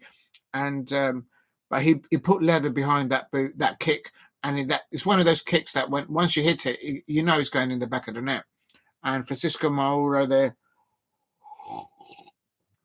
equalising it. This is wide open now. This is wide open. The best player for Roma, Dybala, has gone off injured in the first half. There is some double substitutions from Claudio Ranieri at half time, and there's also a double substitution about 10 minutes into the second half by Martin Asalemi. I can't deny he's got a very fine tailor. That suit that he's got is absolutely top notch there. From Portugal, I expect. And this is Porto. It's all Porto now, and defending, good defending now by Roma, and they're on the break, and that's a penalty. That's going to be a yellow card. That's going to be a yellow card. That has to be a yellow card. Yes, the referee does give out a yellow card on Octavio. He had to take a yellow card for the team because Roma there. What's his name? The youngster Baldassini. He was off away, and he had to take a yellow card there. Baldassini there, of course, coming on for the injured Dybala, and I wonder how serious that injury is for Claudio Ranieri's Dybala. That could unsettle that little momentum that they had built in Serie A, and know that in this European competition. Been plenty of goals. Yes, now there is now, Steve RSC. In other fixtures, I can confirm. Thank you for reminding me. Red card for Roma. I'm coming up to it. No, don't tell me. What's happened here? This referee must have a season ticket for Porto. Let's see what's happened here. Why is my phone so... I can't see any... Oh, the brightness is literally nearly all the way down. What an umpty. Oh, what are you doing? There we go. And there's the ball. Porto on the ball. Head up. Oh, he's clicked his heels. Is he on a yellow card already? Oh, it's a second yellow card. Oh, what's happened there?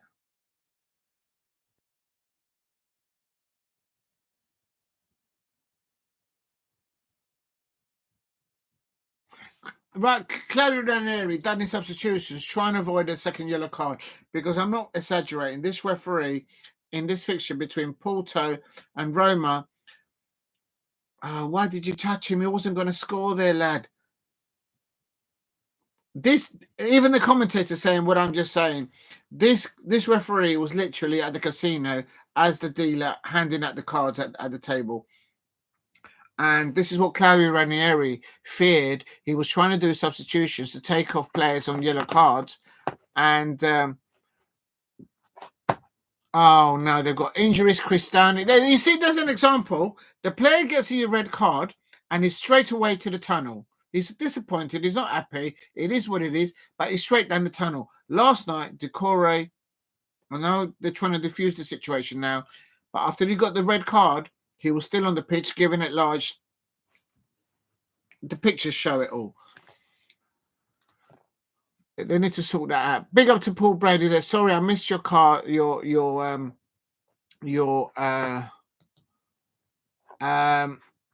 Roma. Why is it still showing? Oh, here we go. A free kick here now for Porto. They've turned this game upside down. It's 1-1 now, and Roma have had a player with a second yellow card. And the ball goes in a set piece. Oh, good. Well defended there by Roma on that free kick on 73 minutes, 32 seconds. Please hit a like and subscribe. FCSB, they've turned it around this way. I think they were losing 1-0, and now they're leading 2-1 against PAOK, PAOK. I don't know how you pronounce that. Elsewhere, 20 are still leading 1-0 against Bodo Glimt, and AZ are winning 4-1 against the Galatasaray fans. I mean, Galatasaray fans, you completely bottled jobs, because I predicted you lot to win 3-0. No Osimhen there, and Maudra. Please hit a like and subscribe at Diego C. Palace. If you can help me get to 5 likes, it's Porto 1, Roma 1, Claudio Ranieri about to bring on another fixture there. Let's have a look and see. I think now Claudio Ranieri, because it's an away fixture. Jubroik is coming off, and Paredes is coming on. I think they're shuffling their midfield and their wingers right now. I think that's what Claudio Ranieri is trying to do with his players. But it's now about containing this 1-1 and not making it worse, I think, from Claudio Ranieri. In the first half, I think they were the better team and they deserved their first half-time 1-goal lead, in my opinion, Roma. But in the second half, one ball over the top, the Porto goalkeeper, Diogo Costa, one long ball over the top, catching out the Roma goalkeeper who was off his line. He didn't lob him, but he was tracking back.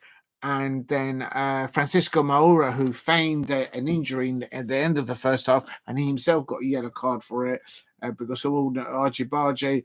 And basically, Porto turned it around. So whoever said that Portuguese footballers and Roma players don't play long balls, well, there's an example of it, if ever there was one. Big up to Paul Brady in the chat and to Steve RSC. A draw will certainly suit Roma more. Yeah, they've got the next one. It's a game of two halves. In the first half, it was not all, but mostly better football, in my opinion, as a neutral from Roma. Dybala went off injured. Of course, bringing on. Why is this page not working? What is wrong with it? It's not letting me go back into the match. Okay, on the third attempt. Maybe there's something wrong with this mouse. Maybe I need to charge it. I have no idea. And if you're new to the channel, please hit like and subscribe. Diego Cibadas. Big up to Semek. You're still there, surviving and breathing. Ghent nil, Betis 3.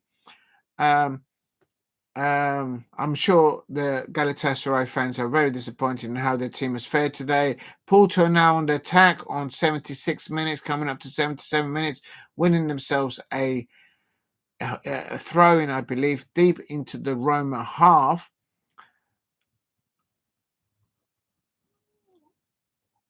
There is, with the substitution that Martin Anselmi has done for Porto, he's literally got more experienced players now on the pitch in this second half with the substitutions that Claudio Ranieri has done. And literally, Roma are having difficulty gathering the ball. They're playing too central, but maybe they're having to do that. Maybe they're having to defend like that to try and stop the onslaught. And this is Porto now around the right-hand side, trying to get in, around and behind the back line of Roma. The ball goes in, and there is the second goal. Oh, nearly. Oh, that should have been the second goal for Porto. Ball pinged in from the right-hand side over to the left-hand side. A loose player there with no one marking him. He had time. Okay, he was closed down. That is that was Gonçalo Borges, the youngster Gonçalo Borges. An attempt there on the Roma goal. A bit more of composure there, keeping the ball down. It was always rising the moment that they hit it, and yeah, Roma have been rattled at the moment. Steve Harris says my 3-0 Betis prediction looks good. I can get that unless no more let goals. I think there's going to be more goals. Real talk. Please help me get to 5 likes in the chat. And if you haven't subscribed, please subscribe at Diego Cibadas. Earlier on today, I did my second morning football show, although it did end at 2 o'clock in the afternoon. It kind of overran.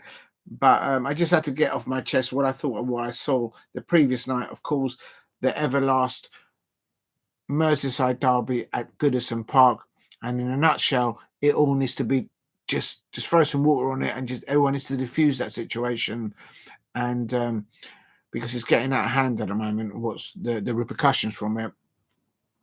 And we're not talking about the football. We're talking about the madness that happened at the end. Please hit like and subscribe at Diego Cibadas.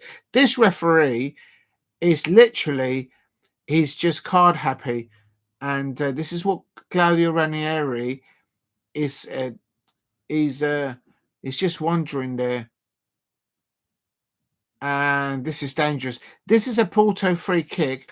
They're about, I would say, 25 to 30, about 25, 27 yards in front of the Roma goal, a bit to the left-hand side, but still not centrally, but a bit to the left.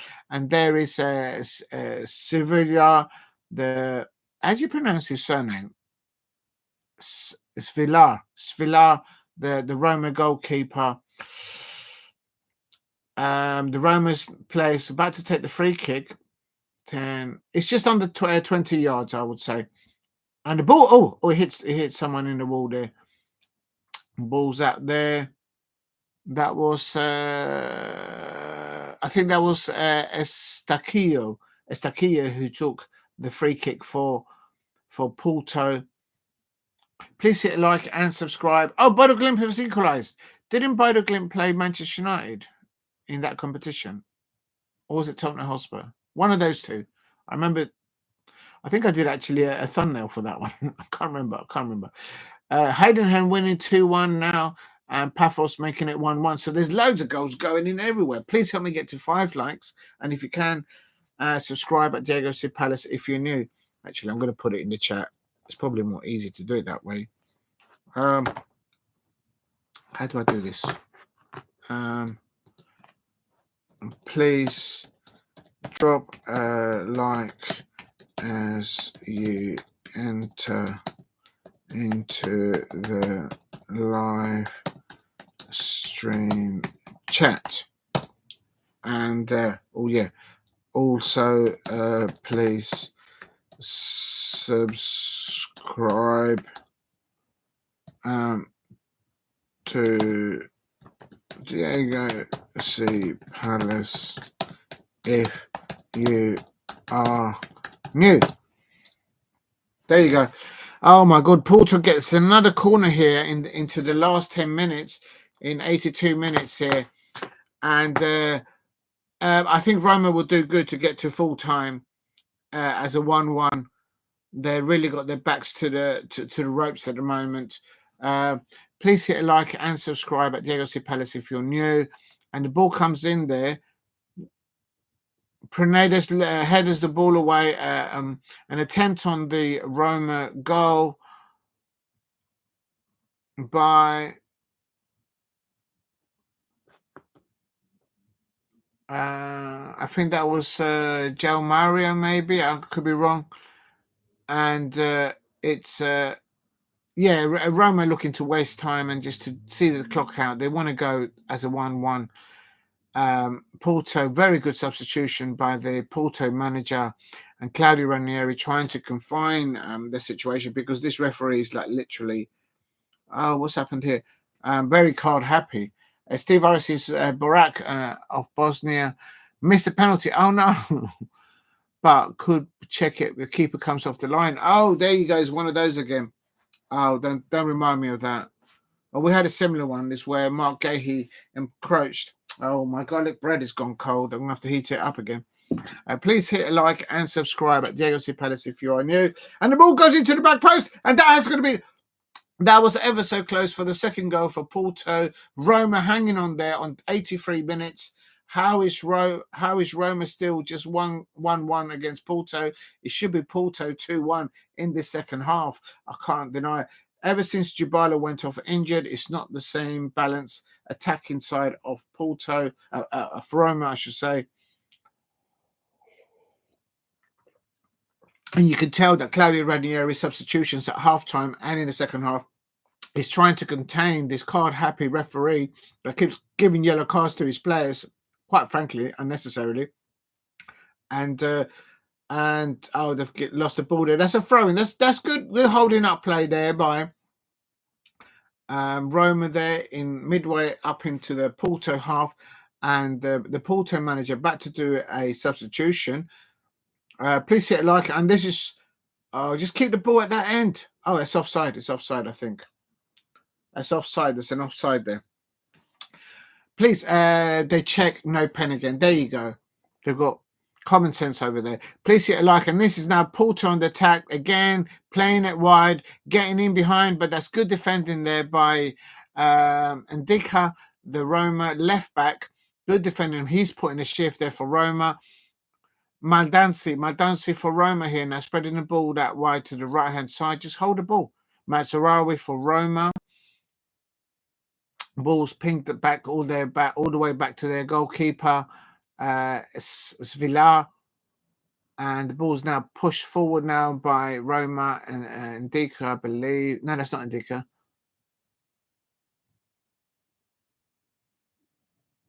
There's a lot of huffing and puffing by the Roma players.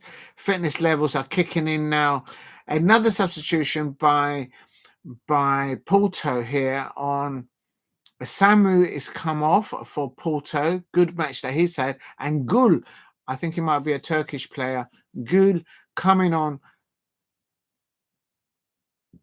is a forward player, and also the goal scorer Francisco Maura, who was on a yellow card because he was feigning an injury at the end of the first half. So the goal scorer for Porto has come off on 85 minutes and a half. Remember, oh my God, thank you very much, Shay Arsenal, for dropping in. I can't thank you enough.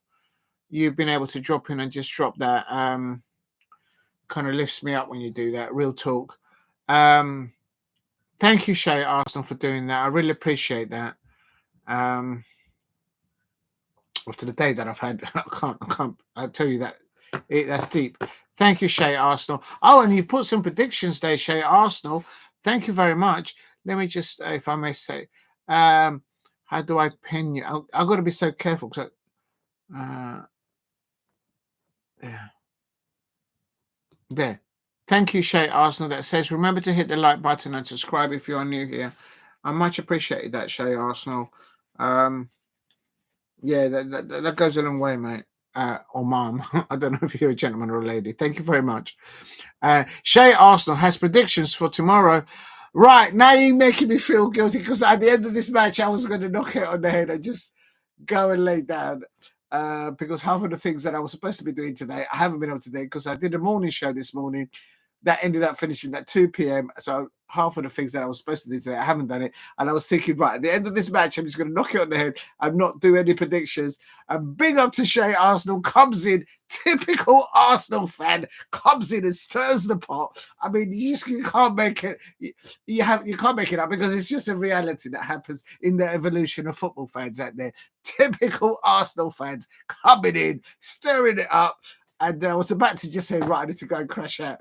And no, big up to Shay Arsenal, comes in with their predictions for the Premier League fixtures. And the fact that you've gone for a Brighton loss, I am way up there with that. I am so in your corner. Not so much on your manager. I don't rate your manager, but I do have a lot of little bit of respect for the Arsenal fans. Oh, and Porto having a pop on goal there on 87, 88 minutes from out there. Shay Arsenal has gone for Brighton 1, Chelsea 3. Chelsea fans, listen to this Arsenal fan. Listen to Shay Arsenal. Don't bottle it like those Manchester United fans. Don't bottle it like those Tottenham Hotspur fans against Brighton. You're going again within a week to the Amex. It's a walk in the park with the squad in there, even with Nicholas Jackson out injured there. Big talk. Don't bottle it, Chelsea fans, because if you do, I'm going to be handing out some receipts for those you Chelsea fans out there that were saying, yes, Enzo Maresca this and Enzo Maresca that. Well, there you go. Real talk. So yeah, Shay Arsenal's gone for Brighton 1, Chelsea 3. I'm in your corner for that, Shay Arsenal, all day long, all night long, all day long. And Leicester City 0, Arsenal 5. You've gone for can I just ask you something, Shay Arsenal? Who's going to score the 5 goals for your team? Because like literally, you got no forward players. But if you're going for a 5-0 win, remember in the pre-match conference, Ruud van Nistelrooy said that Jamie Vardy has trained a whole week and he hasn't had any reoccurrence in his late injury, a recent injury, I should say. So you're going for a bold 5-0 away win at Leicester City. Well, good luck to you on that. I think it's going to be a lot closer than that. I haven't done my predictions for that just yet. Also, you've gone for Villa 2, Ipswich 0. Yes, I'm with you with that. Unai Emery there. Marcus Rashford to score a couple of goals there for Villa. And can you imagine the scenes from the Manchester United fans? Sancho doing bits at Chelsea, Marcus Rashford doing bits at Aston Villa. I'm hearing reports that some of the content creators of Manchester United have been blamed for the doom and gloom at Manchester United. And I'm thinking, how can you even blame content creators and what's happening or not happening at Manchester United? I mean, what next? Are they going to blame the mice at Old Trafford? Come on. Absolute scenes. The players there. You've gone for a Manchester City 0, 3 to Newcastle United. Oh, that's very. This is the Arsenal fans that want Manchester City fans to be in the mud. I'm not sure you want to be supporting, or not supporting, but encouraging Newcastle fans under Eddie Howe, because they've got their wings out. The Magpies, and they do make a lot of noise, these Magpie fans. Have you ever had the Magpies outside your window morning when you're trying to have a kip in on your day off and you go, wah, wah, wah. That's what these Magpie sounds, and they're very annoying, real talk. But big up to the Toon Army. Shea Arsenal has gone for Manchester City 0, Newcastle United 3. And you've gone for a bold Southampton 2, Bournemouth 2. You really don't want Bournemouth or Man City to pick up any points this weekend, unless the goalkeeper for Roma going then gathering the ball in added 1 minute of added extra time, 4 minutes of added extra time there in that fixture. Still Porto 1, Roma 1, and West Ham 2, and Brentford. You've gone for West Ham 2, Brentford 1. Yeah, I'd go there. Graham Potter there. He was reported to have gone twice to Taylor Swift's concert, so he's clearly a Swiftie. If you go more than once to Taylor Swift when she's in town, I think you can safely say that you're a Swiftie, unless he's got young ones, and obviously he had to take them all. It could be that. It could be that.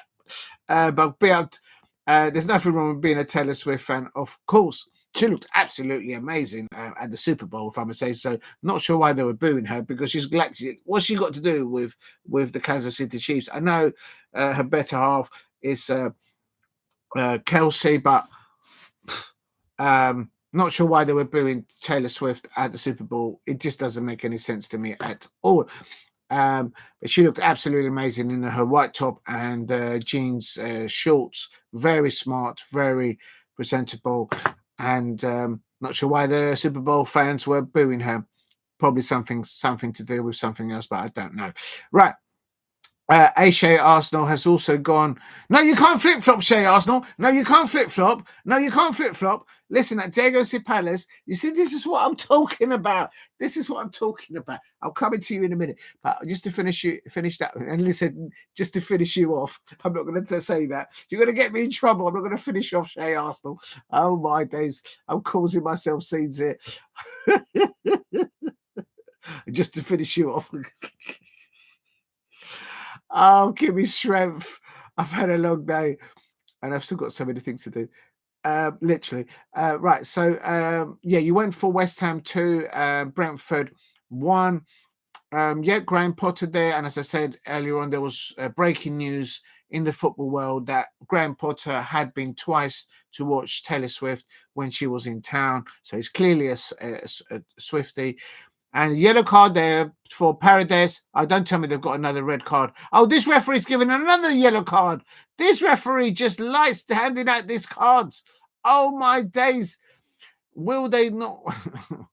And then the last one, Palace 3, Everton 0. I'll take that. Shea Arsenal, I will let you flip-flop just this once today. Real talk, because it's saying Crystal Palace. We are Palace, Super Palace from Selhurst. Can you hear the Toffees fans, the Everton fans sing? I can't hear a big thing. That's right. Palace 3, Everton 0. Listen, I'll take that all day long. A clean sheet and 3 goals with our home form recently. I'll take that all day. Of course, no Decore for Everton on Saturday. I think it's a 5:15, 5:30 kickoff at Selhurst Park. Please hit a like and subscribe at Diego C. Palace. And Porto nearly getting the second goal there in extra time. We're in the 4th minute of added time.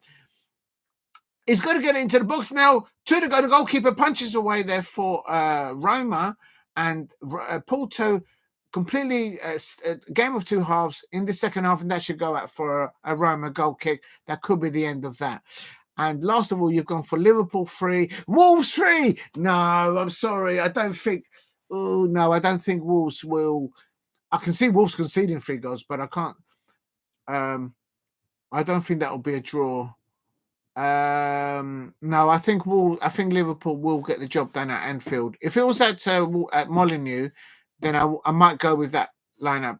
I don't think Liverpool will concede 3 goals, but you're going for a 3-3 there. That's a bold statement.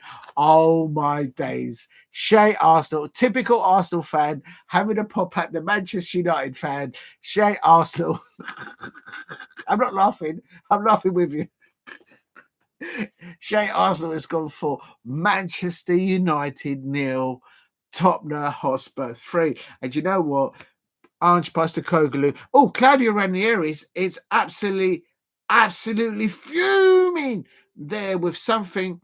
And Claudio Ranieri is going over to his players because they... I think I know what Claudio Ranieri... He's gone to shake the hands of his players because he's telling Claudio Ranieri's gone at the end of the match, and this is what managers need to do to defuse the situation. He's seen that his players were getting into argy-bargy with the officials and their position. The whistle's gone, diffuse the situation, and big up to Claudio Ranieri, who went onto the pitch and said, right, just get off the pitch. I've already got enough injuries. I've got enough people being suspended. I can't deal with any more people not being available for me. Get off and get into that change room. That is what managers need to do at the end of matches instead of going over to the referee and trying to do. Just stop that. Paul Brady, he was actually worse than. Yes, I absolutely. Paul Brady could read a match. I mean, literally, this referee in this Porto Roma. I mean, literally. I mean, overstatement. The lad must have in his own time a part-time job in the local casino at the blackjack table, dishing out the cards. You know, he just likes handing out the cards. Real talk. Big up to Paul Brady. Shay Arsenal then says Villa 0, Ipswich 2. I changed the Villa. Yes, I can see your flip-flop. And this is what I'm talking about. At Diego C. Palace, Crystal Palace fans, not just me, but Crystal Palace fan. I don't speak of all, but literally Crystal Palace, Diego C. Palace. I never flip-flop. I never moonwalk. Once I pick my picks, whether it's football, they stay picked, whether it's in the NFL or in UFC, MMA, other competitions, my picks stay picked. I never flip-flop. And they're within 2 microseconds. There is an Arsenal fan. There is a prime example. The Arsenal fans flip-flopping, moonwalking all over the shop, throwing their goats, throwing their managers underneath the... Actually, you should really throw your manager underneath the bus because I don't think it's been very good for you, Arsenal fans. Mikel Arteta spending all that money in 5 years and he's not landed any trophies. And the narrative is now, because of the injuries, they'll give him another 2 years. I say no more. But Shay Arsenal there, clear example of an Arsenal. Much love to you, Shay Arsenal. I'm going to get in trouble. Flip-flopping all over the place. Palace fans, Eagles. When was the last time you saw a wildlife documentary where you saw David Attenborough saying, and there, through the hedge, if you look carefully, you can see another eagle moonwalking? Flip-flopping. You never see it. When have you last seen a nature program where they illustrate an eagle, a golden eagle, moonwalking or flip-flopping all over the shop on the top of the tree? You've never seen it. You've never seen it. But Arsenal fans, Liverpool fans, and Manchester United fans, oh my God, OMG, do they like to moonwalk and flip-flop when it comes to picks and throwing their players and their managers underneath the bus? I say no more. Even Ruben Amorim, when he first took over at Manchester United, was like, yeah, it's just I haven't been chucked underneath the bus. Real talk. On his second press conference, he made it until then. Real talk. There you go. You see this? Waldy, I'll never throw Joe Ward underneath the bus. He's still my captain. And I can see the Crystal Palace fans out there going, oh. Big up to Shay Arsenal. Thank you very much for dropping into the chat and saying, remember to hit the like button. Oh my God, thank you very much for getting me to 5 likes. And that's amazing for me. Thank you very much for doing that, people out there. And if you are new, please subscribe at Diego C. Palace. And Paul Brett is absolutely on the money, saying this ref is worse than Michael Oliver. We need to diffuse it. We need the referees and the officials. Yes, I know he's not consistent enough, and I have not been happy with some of his performance and of Chris Kavanagh at Selhurst Park. But I have to say, we need to work with it. We need to work at the problem, not make the problem worse. It's getting out of hand now. But you're right. This referee in this fixture between Porto and Roma, how it ended 1-1 and only 1 red card, I do not know. I mean, like literally, I'm losing counts. 1, 2, 3, 4, 5, 6 yellow cards for Roma. That's why Claudio Ranieri at the end of the match was telling his players, just get off the pitch and get into the changing room. I can't have any more suspensions. I cannot have any more suspensions because he's just incurred injury to a lot of his players. He needs them fully fit and available for the return fixture at Roma. And 1 red card. So that's like, I don't know, I think we're in double figures for cards for Roma in one match. And also Porto, they received 3 yellow cards. Absolutely spot on there, Paul Brady. Right. Quickly go to classified results for today. I'm trying to sound professional here. Yes, they've all finished there. Bodo Glimt lost. So 20 was Bodo Glimt did pull 1 back there. And everything. Right, classify results, and then I'll quickly go into my predictions for the Premier League. Oh, I wanted to go late down. This is all on Shay Arsenal. This is all on you. And please hit a like and subscribe. I don't know why this corner keeps on flipping. I need to get a new notepad. If you're wondering why I don't use a tablet for it, because I'm just old school. I don't like using tablets. I just pen and paper. It works. And the good old close peg. Right. Here we go. Full-time classified results in the UEFA Europa League. If you're new to the channel, please subscribe at Diego C. Palace and hit a like, just as Shay Arsenal has said in the chat. Fenerbahce 3, Anderlecht 0. I shall start again. UEFA Europa League knockout round playoffs. This is the first leg. It has 1 minute. I just need to clean these glasses. Why are they so dirty? Literally, I didn't wear these today. I think that's why I've got a bit of a headache. Or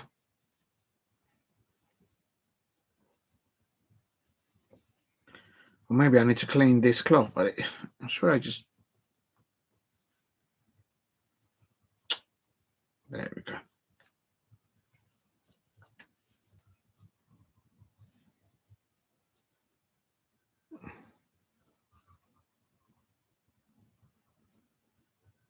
Okay, here we go. Okay, that's a bit better. I can see you now. Oh, there you are. Right, let me just take that off. If you're new to the channel, please subscribe at Diego C. Palace. And if you can...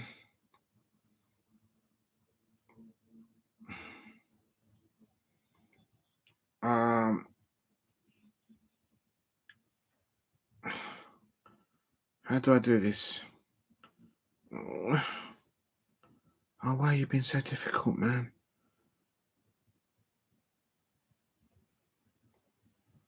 There you go. There you go.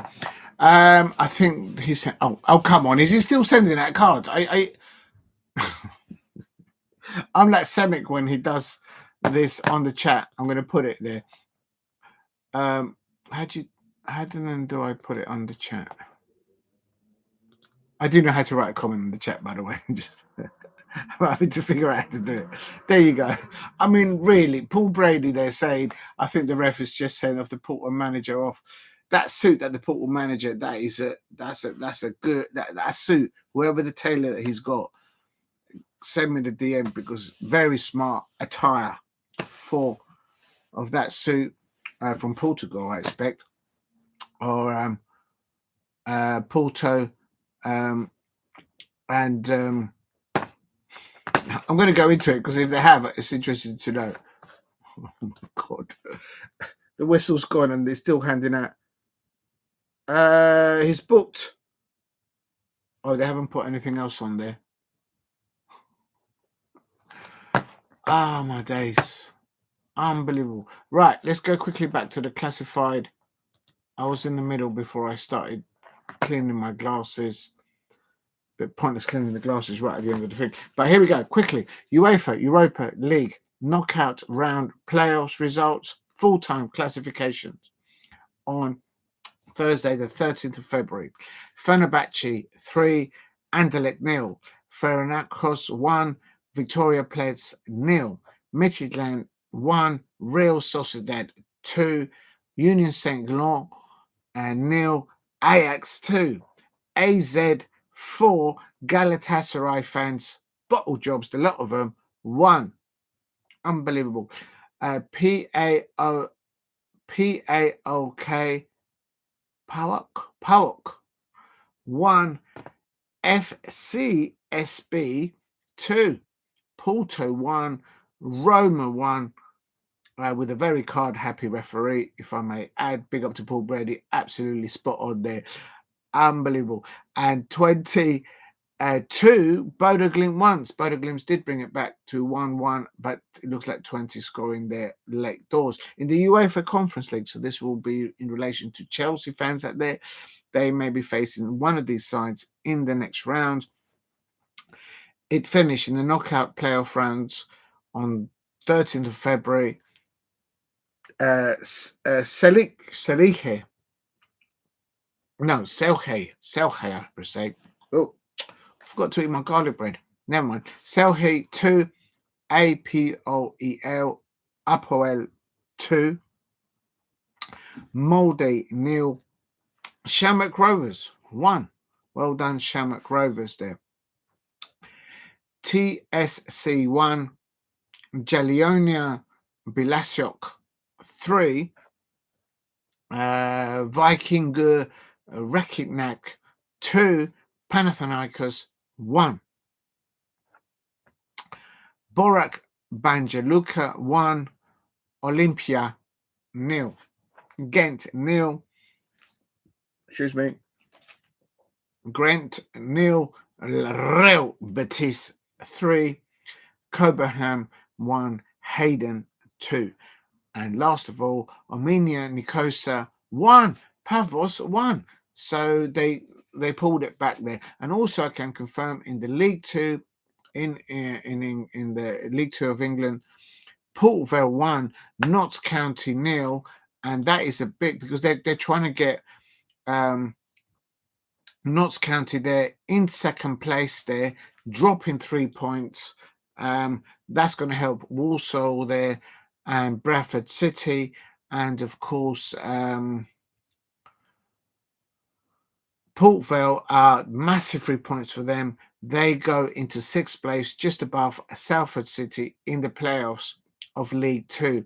So it's still very close there. Literally, Walsall are on 60 points in the League 2. Notts County are on 53.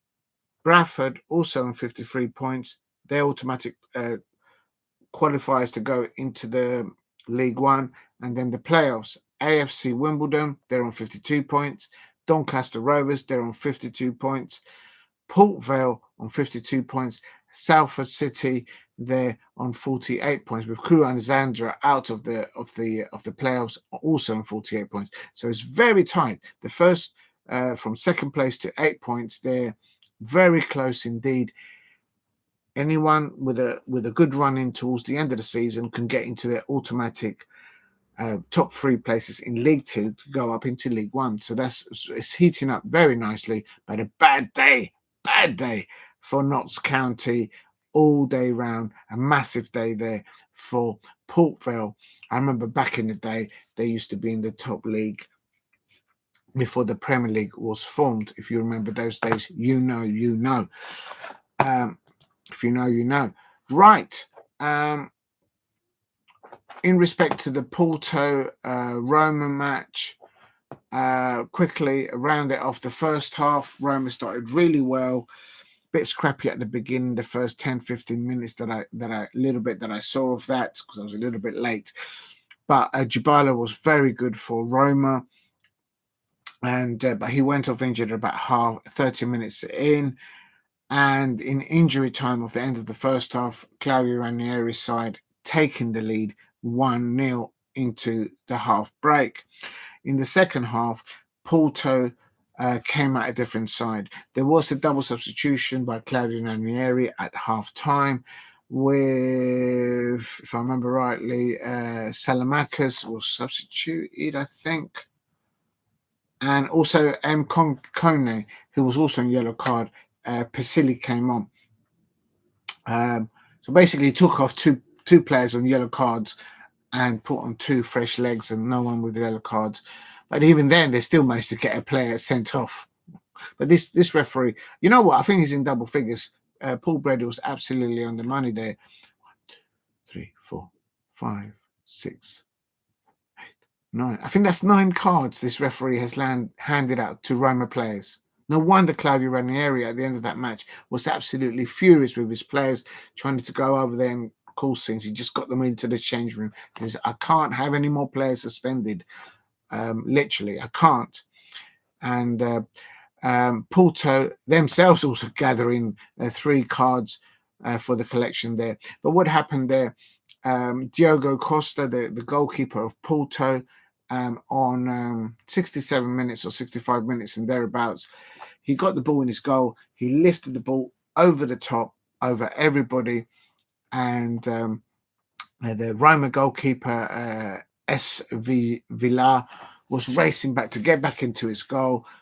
He was out of position. He wasn't lobbed, but the attacking forward for Porto, what's his name? Francisco Maura. No, he's not an attacking forward. He's a winger. He managed to get hold of the ball. And the moment that he hit that ball, he put some real leather behind it. And there was only one answer. It was the equaliser for Porto. After that 67-minute equaliser by Porto, it was all Porto. Roma was up against the ropes, and Claudio Ranieri was trying in vain to try and get to full time as a 1-1. So he's achieved that. But at the consequence of one of his players being red carded, and I can't keep count of all the yellow cards. I mean, literally, I swear it's into the double figures, the amount of yellow cards this referee handed out to the Roma players team alone. It ended. Porto 1, Roma 1. So it's going to be, I think maybe next Wednesday they play the next fixture. I don't know. I presume that's it. But one of these 2 sides could be facing Chelsea in the foreseeable rounds in the UEFA Europa League. So it'd be good to see. Remember, Porto finishing very well. And as Paul Brady there, even after the full-time whistle, the referee was still handing out cards there. Right. I have got the energy. How long have I been doing this? 2 hours and 12 minutes. So it's not too bad. And it's 10. Shall I do my predictions now? Hold on, let me just check.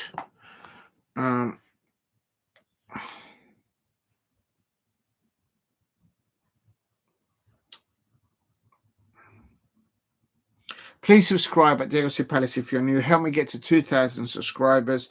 And if you can, please help me get to 1 million, 5 likes. Oh, thank you very much for getting me to 5 likes, everybody there. If you can, help me get to 10 likes, if you could. That would be really great. If you could. All right, I will do it. I will do it. I'm absolutely shattered and tired. But what I will do is keep on marching on, and I will do my predictions as what's going on with this phone. Right, here we go. If you're new to the channel, please subscribe at Diego C Palace. And I'm going to do my predictions for the Premier League only. I'm not going to do any other predictions because it would just take too long. Because none other than Shay Arsenal came into the chat. Big up to Shay Arsenal. First of all, saying, remember, I've pinned it to the comment. Oh, I nearly deleted Shay Arsenal. Oh, my God. Shay Arsenal saying, remember to hit the like button and subscribe if you're new here. Thank you very much, Shay Arsenal, for dropping that. That goes a long way for me to get the energy to now do my prediction. I wasn't going to until you dropped that. And then Shay Arsenal predicting that Crystal Palace will be 3-0 winners over Everton. I'm in your corner, but I'm not liking the fact that that you're saying which one is the one that I wasn't sure about. No, you flip-flopped on one of your predictions. And no flip-flopping, no men walking here, Shay Arsenal. I expect they've probably gone off to bed. It's so late. And just to help you, Wilfred Jonah has joined Chelsea but hasn't played yet. Massive big up to you there, Paul Brady, because I have to put my hands up. Damo1168, who's sometimes in the chat for us nearly like every time. They asked me, how's Wilfred doing? And I completely bottled that. And I didn't do my homework last night. And this morning, because I did the morning show, that's my lame excuse. But big up to Paul Brady, says, just to help you. Thank you very much, Paul Brady.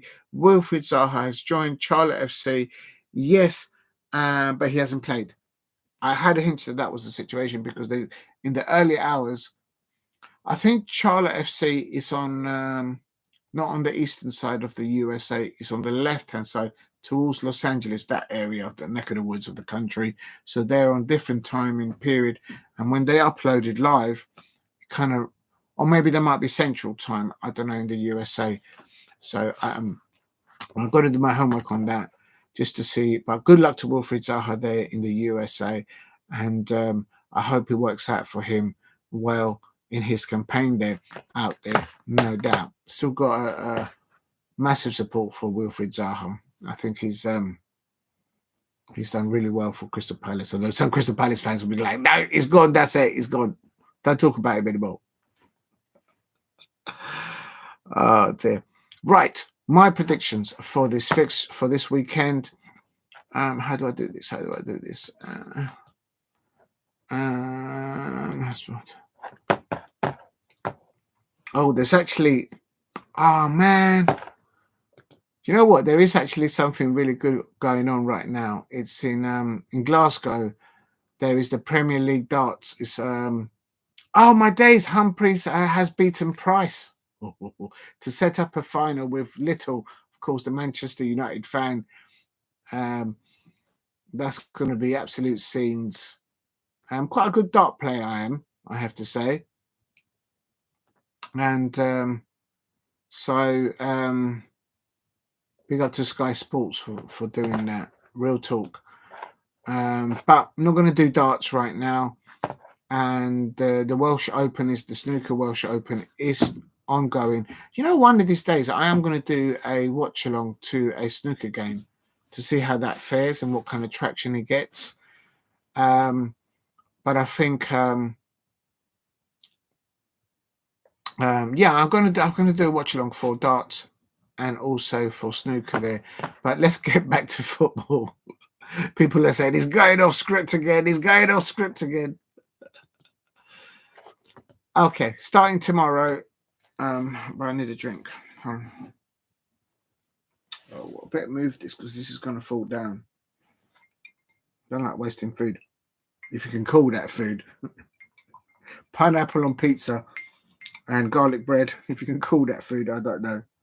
It is a sourdough bread, pan-based pizza.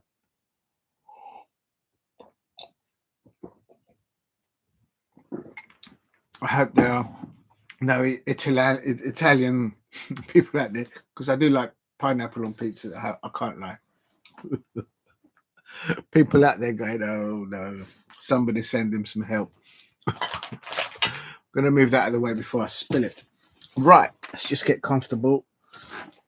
Oh, here we go. Stretch my back. Please hit a like and subscribe at Diego C Palace if you can help me get to 10 likes. Now I'm going to do my predictions for the Premier League for this weekend's fixtures. I need to get a new notepad because this is like all over the shop, like literally. Does anyone know where I put my pen? Right. I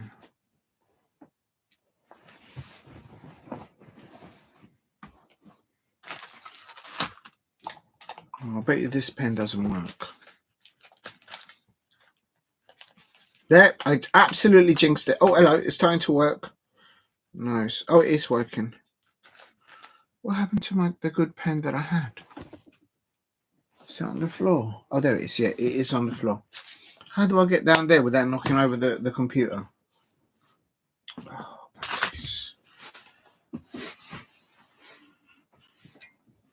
Oh, nearly pulled a hamstring there, reaching the pen. Why is it that when I watch other content creators, I never see them trying to do that? Find a pen. Absolutely. I got a brush, but I couldn't get a pen. Got one that works. It's a high-tech posh one. Okay, here we go. This is all on Shay Arsenal. They came in with their predictions. And thank you very much, Paul Brady, saying that Wilfried Zaha. You know what? I'm going to write that down. Charlotte.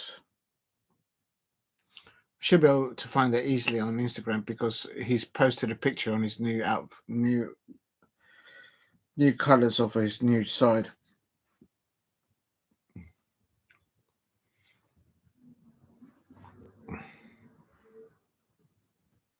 It's double T in it. Yeah. FC. Thank you very much. I've written it down. I'm going to get some information. Hopefully later on, or early in the morning when I'm moving around tomorrow. Right. Birmingham, Hove and Albion, Birmingham. God. Oh my God, that's so amateurish. I hope no one was out there listening to that. Prank prediction. Birmingham, it's Brighton. But who cares anyway? It's only Brighton we're talking about. God. Someone's going to clip that.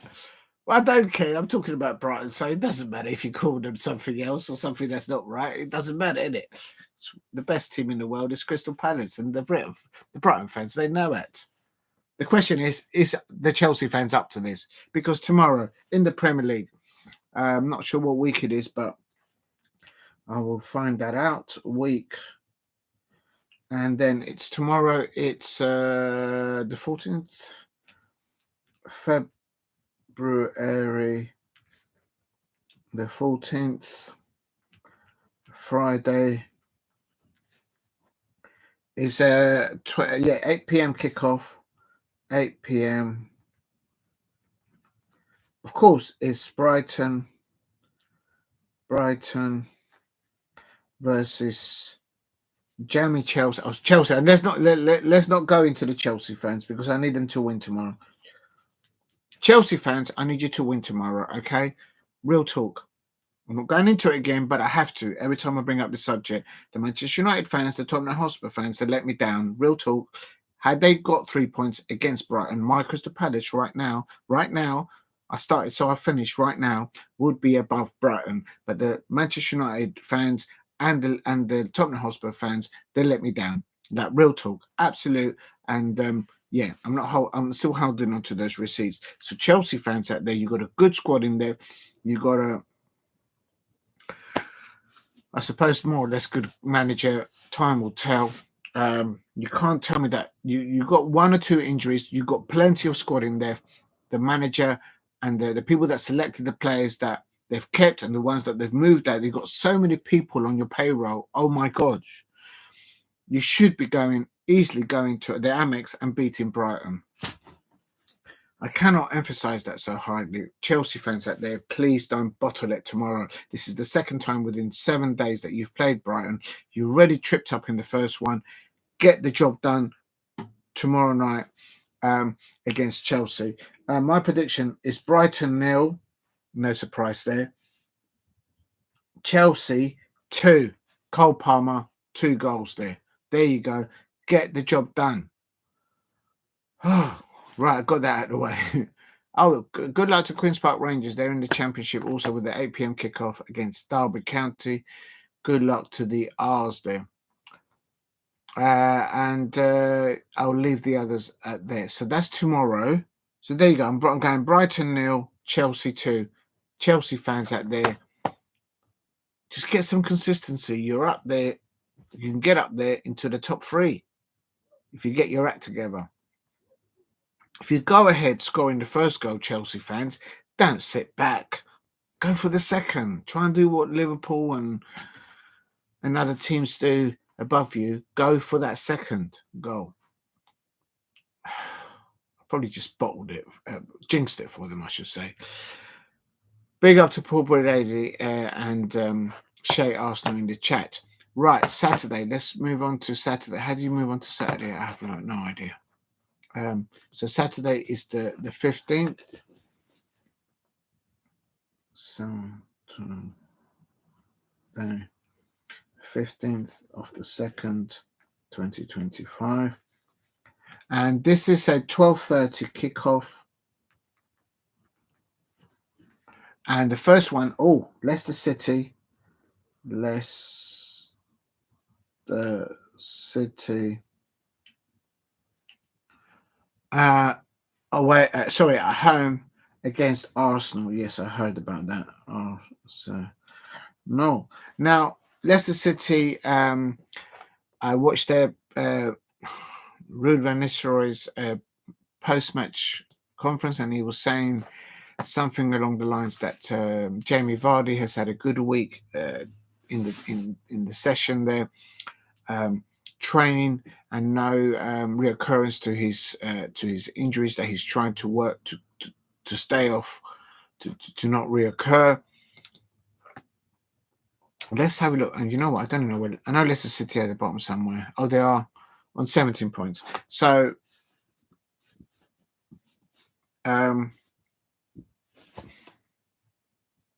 if they win, they could climb out of the bottom 3. So Leicester City are fighting with their. Get Jamie Vardy scoring and shore up your midfield to protect your defence there, Leicester City. But Ruud van Nistelrooy is probably still fielding.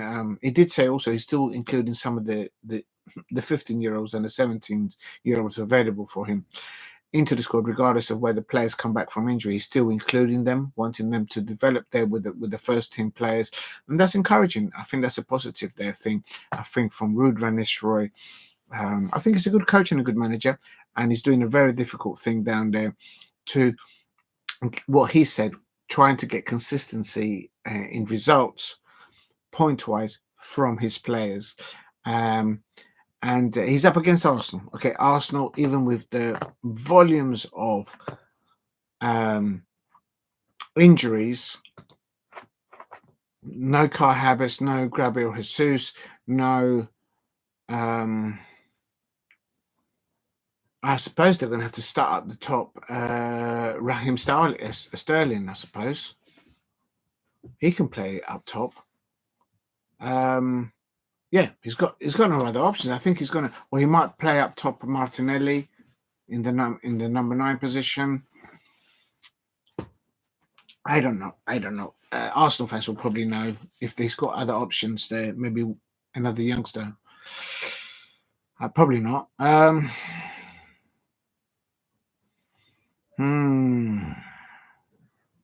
The only points that Leicester City picked up recently was against Tottenham Hotspur, a 2-1, which I predicted correctly. Before that, I predicted it 2-1, and that's what happened on that day. I just had a hunch that Jamie Vardy was going to score there. But their previous Premier League fixture against David Moyes' Everton side, they lost 4-0. I think that's the one that they conceded 2 goals within 3 or 4 minutes, and it's like, how can you recover from that?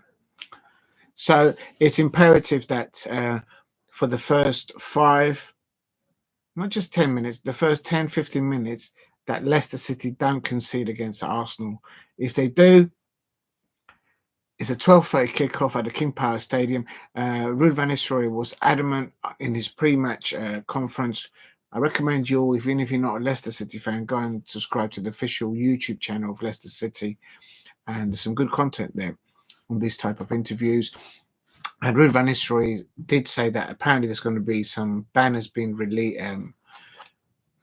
displayed and some demonstrations against the owners of Leicester City. I actually have no idea what that is about. Zero idea. But what Ruud van Nistelrooy, the reason why I'm mentioning it is in the conference, Ruud van Nistelrooy mentioned it, and he clearly said, he kind of hinted to his Leicester City fans, I get your point. I get that you have the right to protest, whatever, and all that jazz. But he kind of dropped the hint to his Leicester City fans, even the ones that are going to protest. I kind of need you right now. I need you in my corner to support these young players and the players that I've got available. And we're up against Arsenal. So I need your input at the King Power Stadium. Not his words, but that's what Ruud van Nistelrooy was trying to drop at the end of that press conference to the Leicester City fans. By all means, do what you have to feel that you need to protest. I have no idea what they're protesting about. I don't know. I honestly don't know. So you'll have to talk to a Leicester City fan. But Ruud van Nistelrooy in the press conference said, look, I need your support. I need you to support these players because we need you right now. And I think fair play for Ruud van Nistelrooy to get that, because he's up against Arsenal, even with the list of injuries that Arsenal have. Jeez, even with those injuries, they've won against City 5-1. Girona, they beat them 2-1. They won against Wolves 1-0. And Dynamo Zagreb, the only time they lost was, of course, that amazing performance by Eddie Howe, Newcastle United, in the League Cup. Whoever said there was the League Cup wasn't important.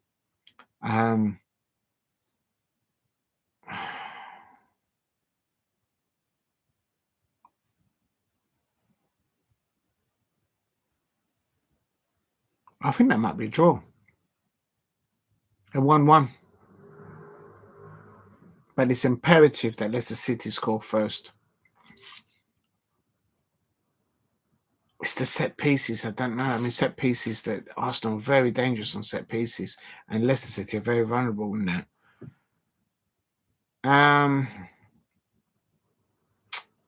12:30 kickoff, Leicester City versus Arsenal. I'm going Leicester City 1, Arsenal 1.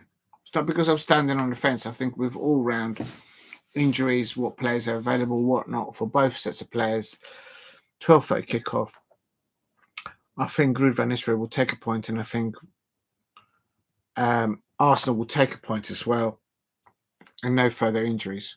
I mean, they've literally got an A&E department in their team. I don't understand Arsenal fans out there. Why didn't you go in the transfer window and make a cheeky bid for Alexander Isak? I just don't get it. I mean, I don't understand Arsenal anyway, but I would have thought you would have the money for it. I know you're looking for a sporting director, I think, still. Yeah, I mean, even West Ham was bidding for John Duran at one point, and Arsenal fans were all quiet. It's like, are we going to actually bid for somebody? So yeah, it's a bit of a weird one from an outsider looking into Arsenal. Maybe the people upstairs don't want to give Mikel Arteta any more money. I mean, he's overspent over 850 million in the 4 or 5 years that he's been there, and he's not landed any silverware. So maybe they're just sick and tired of paying that money for their manager. It could have something to do with that. 1-1, Leicester City 1, Arsenal 1. That's on Saturday. I'm going for a 1-1 draw there. Right, what's the next one up? Please hit a like and subscribe at Diego C. Palace. The rest are 3 p.m. kickoffs.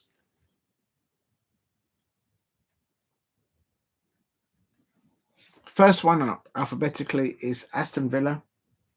Villa versus Ipswich Town. Ipswich Town.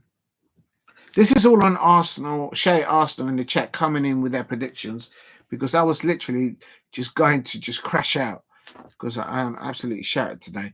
So I'm doing my prediction. Actually, it's better for me to do it now, and then in the morning, if I do very early, able to do a morning football show and then get on the road. Then, yeah, better to get this out of the way. So Villa versus Ipswich Town. Unai Emery, of course, now with new loanee signings in the January transfer window, 3 of them, one including, of course, none other than, of course, Marcus Rashford. Will he start from the beginning? Gee, Ipswich Town, they just won recently against Coventry City. But look at that. Look at that. They've lost the previous 4 fixtures. They even lost against Southampton in the Premier League at home at Portman Road. I think the only victory that Ipswich Town have had recently was against Chelsea. Chelsea fans, don't bottle it tomorrow against Brighton. I mean, that's saying something. Ipswich Town have lost the previous 4 Premier League fixtures, and the last win was against Chelsea. Chelsea fans, what's going on with the football club? Absolutely. Don't bottle it tomorrow, please, Chelsea fans. If you're new to the channel, please subscribe at Diego C. Palace. I can't see Ipswich Town. Let's go to Shay Arsenal's prediction. I hope Shay Arsenal was actually drifted away into bed, whoever they are, because I'm going to use their predictions. They've gone for Brighton 1, Chelsea 3. I'm going for a 1. Brighton 0, Chelsea 2. So I'm kind of on the same wavelength there for a Chelsea win. And then they've gone for Leicester City 0, Arsenal 5. Sorry, Shay Arsenal. I think it's going to be a closer than that.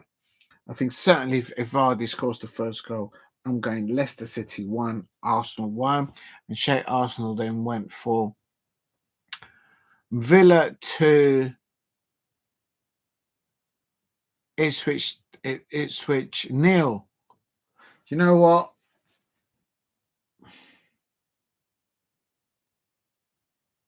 I'm gonna copy you that. I like the sound of that. I'm going Villa 2. I can't believe I'm copying an Arsenal fan, let alone someone called Shay Arsenal. I mean, that's going to get clipped. It's so shocking. It'll be breaking news tomorrow. Diego C. Palace has copied Shay Arsenal. Villa 2, Ipswich Town 0. And the first goal for his new club, Marcus Rashford. Manchester United fans, look away, look away, look away. Can you imagine if Marcus Rashford gets to the Champions League final and is doing bits in the Champions League? Can you imagine the meltdown and the? I mean, it's going to be absolutely. The Manchester United fans are going to go in. They're just going to really be fuming, I expect, and rightly so, because how comes he's working out over there, but it didn't work out for them in this day of their team? I don't understand it. I have no idea. Okay, next up. After I'm going Villa 2, Ipswich Town 0, the same as Shay Arsenal. What's the next one up? Fulham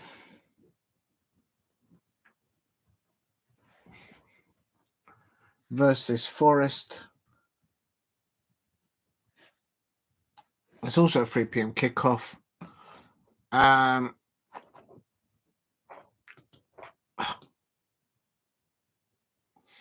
Fulham coming off a win against Premier League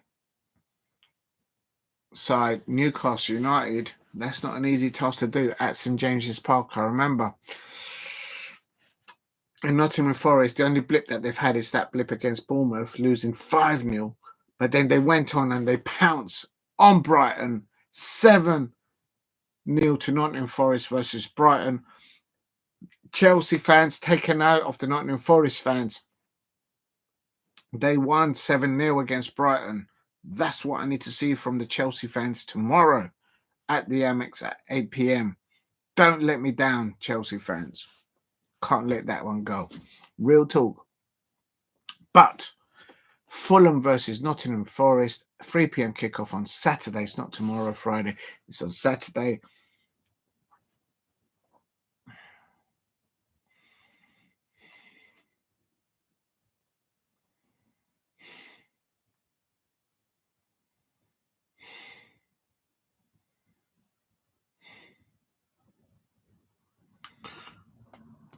Where's Fulham right now?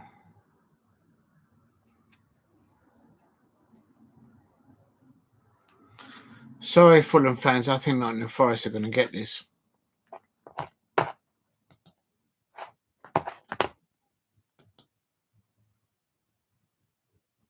I think Fulham will score a goal at home, but I'm going Nottingham Forest 2. So Fulham 1, Forest 2.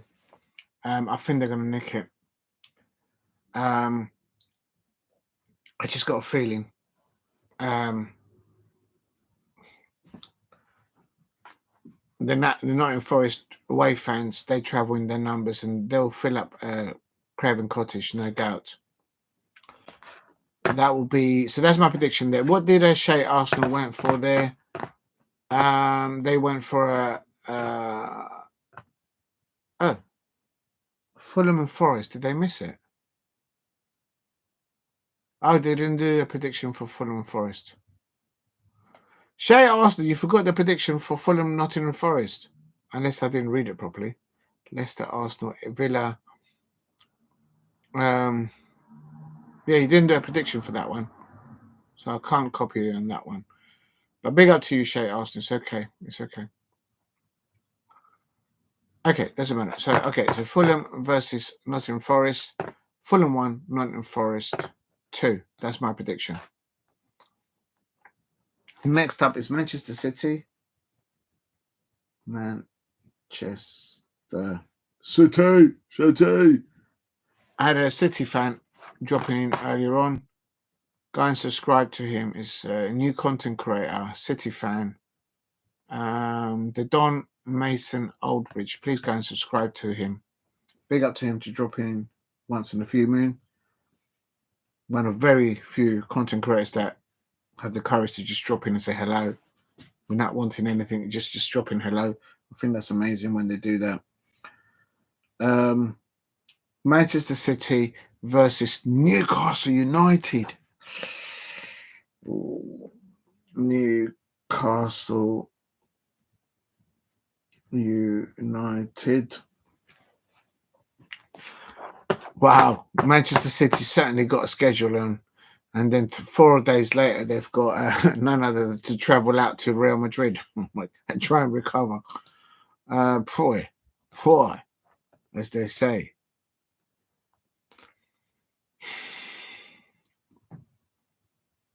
I don't know how to call this one.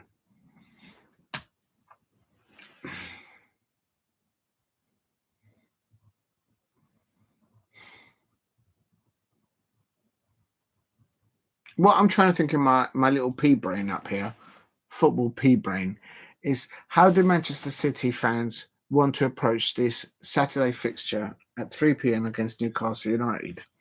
They've got one of the most important away fixtures within 4 days after, away at Real Madrid against Carlo Ancelotti, against the likes of Jude Bellingham, Vinicius Jr., Bellingham, Modric. I think Rudiger is going to be available for Carlo Ancelotti and somebody else that was injured for the first fixture at the Etihad. So that could be mind games being played by Carlo Ancelotti. So City fans out there, what do you think? Do you think she's just bygone, whatever happens against Newcastle United, by all means don't get any injuries and just play, concentrate on the Champions League, because it could be that the last match that you have in that competition. If you can, please help me get to 10 likes in the chat, and if you can, please subscribe at Diego C. Palace. I don't know how to look at this. I'm trying to look at it, not of course with the experience as a Crystal Palace fan in the Champions League, but I'm just thinking this next fixture for Manchester City next Wednesday or next Tuesday, whenever it is, against Real Madrid, it's going to define their season to better it. Does anyone know in the chat if Manchester City lose on Tuesday or Wednesday against Real Madrid, do they go into the UEFA competition or are they completely out of Europe? I don't know the answer to that question. If somebody knows, if they can put it in the chat, I'll be most grateful to them and I won't forget it. But I think if Manchester City get knocked out of the Champions League and they drop into the Europa League, then at least it gives something there. I mean, they're going to finish in the top four, but I've always said don't underestimate Pep Guardiola and whatever squad in depth that he has at City. It's not long ago that they came away with 5 trophies in one season, and you don't just walk that; you have to earn that. I expect. Whether the Manchester United fans think that they did it in a proper way with all those charges, alleged charges. Oh my days, the banter between Liverpool fans and Manchester United fans versus the Manchester City fans, it's never endless. But yeah, I don't know if they go out of the competition of the UCL, do they then land in the UEFA League, in the UEFA Europa League? I don't know.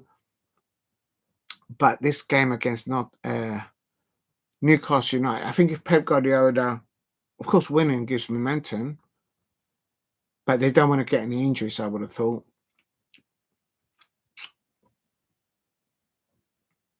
Who's Newcastle got next? Have they got a fixture midweek? Probably not.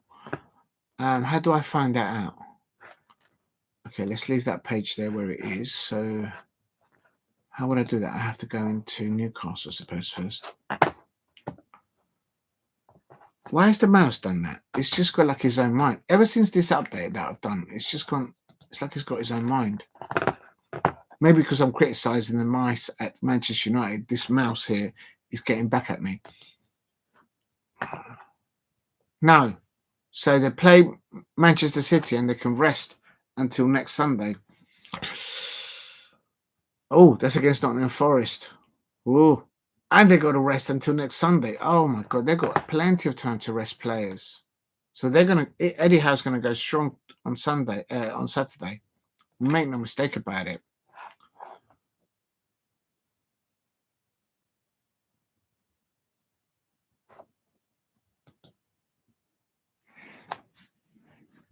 Sorry, City fans, but I'm going Manchester City 0, Newcastle United 1. You know what? Yeah, that's what I'm going to do. I think Eddie Howe's going to put the strongest side that he can think of, and Manchester City have clearly got an eye on what's going to happen on Tuesday or Wednesday when they face Real Madrid, Los Galácticos, Los Blancos, and trying to claw that one back. They are 3-2 down. How they considered that the last 2 goals against Real Madrid, shocking defending. But what do I know? My Crystal Palace need to get into the Champions League, but it's just an opinion as a neutral.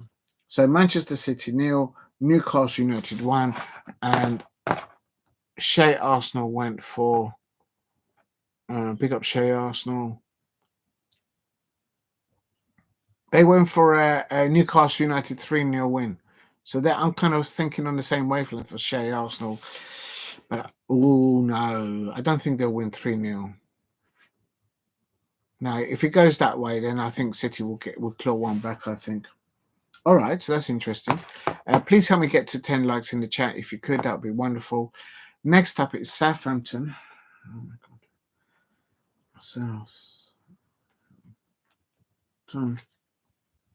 It's also a 3 p.m. kickoff against Bournemouth.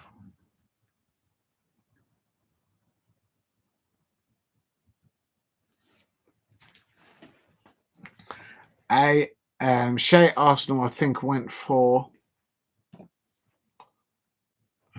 I think they went for a Southampton a draw. They went for a Desmond 2-2.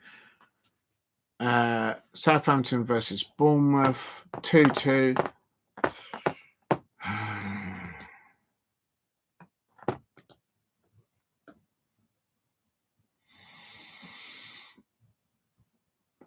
No, sorry, I can't see Southampton getting anything. I remember that match when Southampton went to St James's Park, and they won not 1-2 but 4-1 against Newcastle at St James's Park. Bournemouth are doing really well under Iriola there. So I don't see Southampton scoring. Sorry. I'm going to give them 0. Bournemouth 3. Now, if that were to happen in the Premier League table,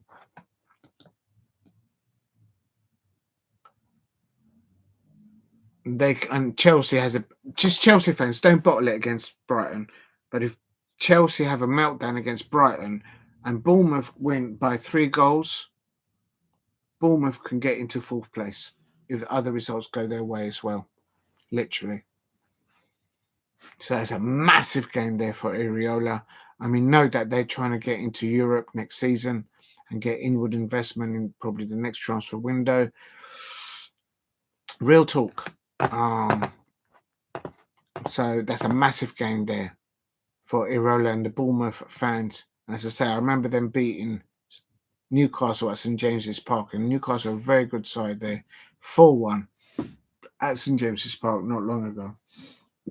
Sorry, Southampton fans, I can't see you getting any points. Shea Arsenal went for a Desmond Tutu there. Southampton versus Bournemouth 2-2. Right, what's up next? West Ham United. West Ham United. Who they're up against? The Bees, Brentford.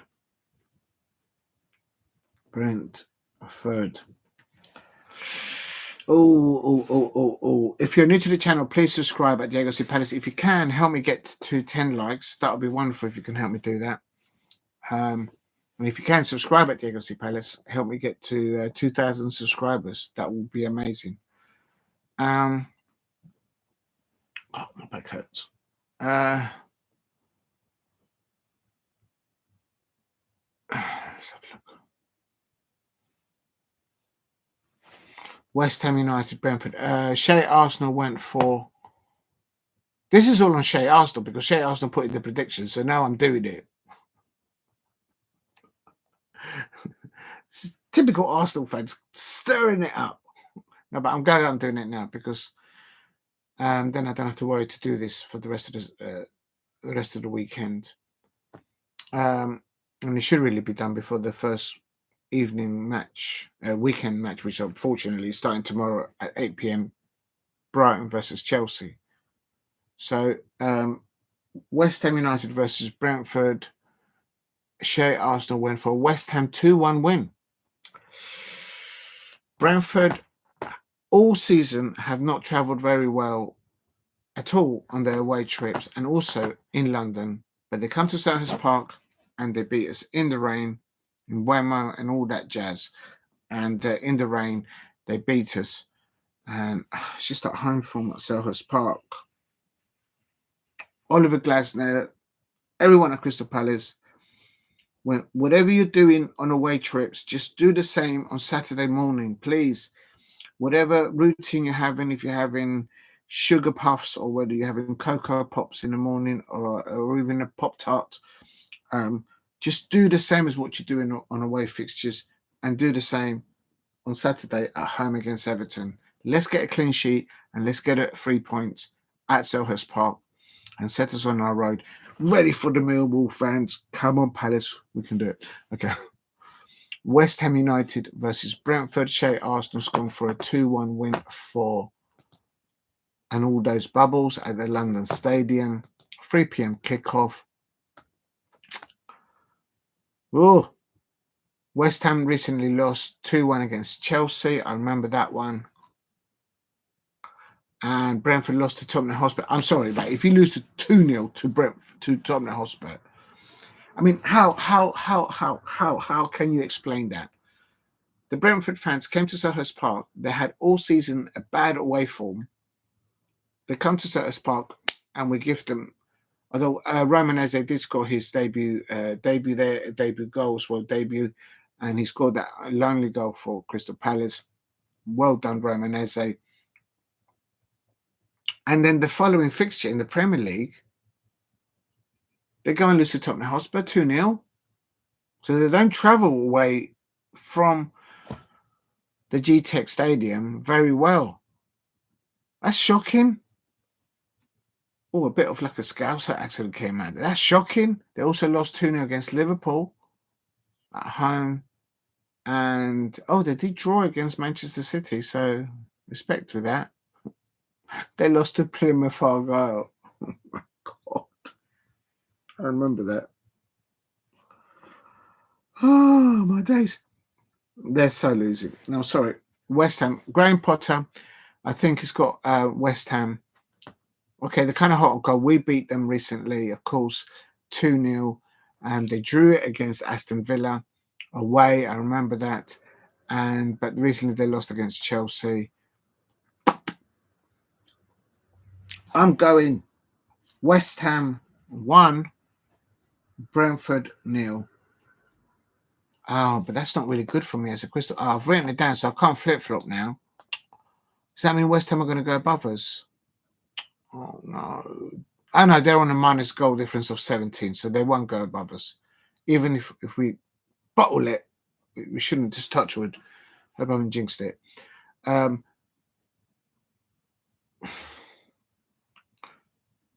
Brentford. Where's Brentford? Yeah, I need Brentford to drop points. I actually want both of them to lose points. If Brentford lose points and we get a win, we can catch up Brighton.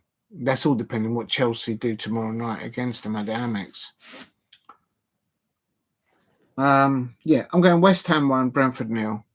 I kind of want both sides to actually not get any points at all, but I know that's not possible. Please help me get to 10 likes in the chat. If you could, that would be wonderful. Oh my God, it is so 11 o'clock at night. My back is killing me. Okay, so the next one is, of course, none other at Selhurst Park. It's a 17:30. Yeah, 17:30. I thought it was 17:30. Kickoff. That's Crystal Palace, CP. Of course, Everton.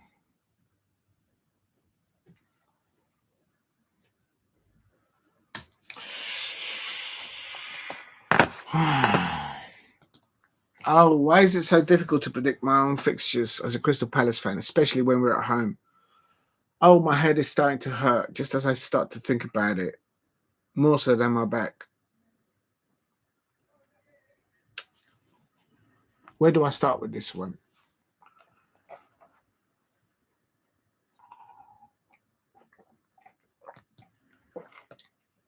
I'm going to start with the good news. Decore doesn't start. That's official against us on Saturday. Unless they ever have done the blunder on their webpage and then they recall it back. The pre-match conference by Oliver Glasner is happening tomorrow. We are Palace, Super Palace from Selhurst. Can you hear City fans sing? Can you hear Everton fans sing? I can't hear it. Now, good luck to the City fans. I think you need to bypass this match against Newcastle and just concentrate on that UEFA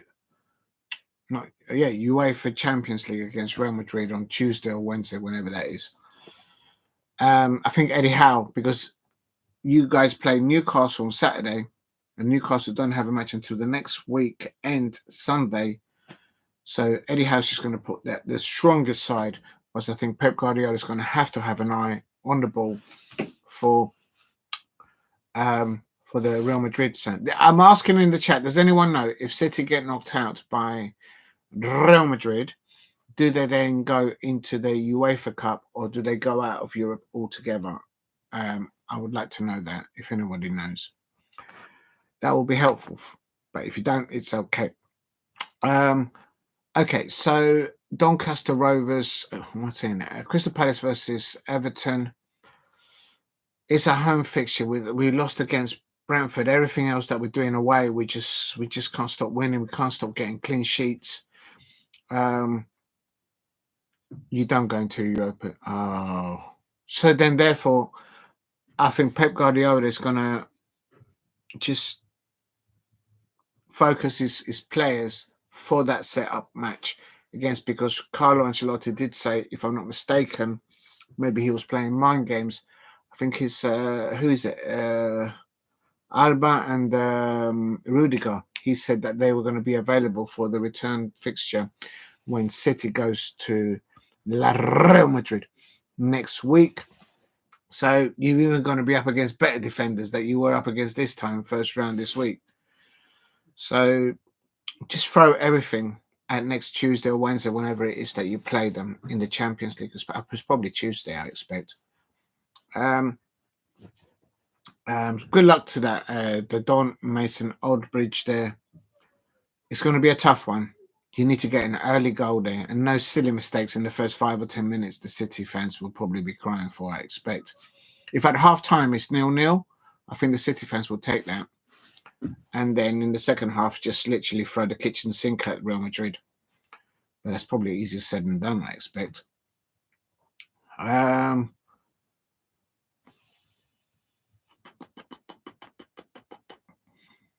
Going back to this fixture, Crystal Palace versus Everton, it's just our home form. It's so hard to get around. We need to start strong. Why can't we just start a first half and the start of the second half with high intensity, like we do, both on the ball and off the ball, like we do when we travel away?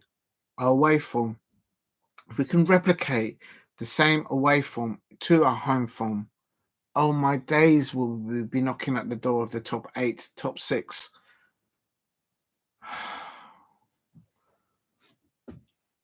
The good news is Everton, they can't field Decore. Beto will be a danger against us, especially on set pieces and on counter attack.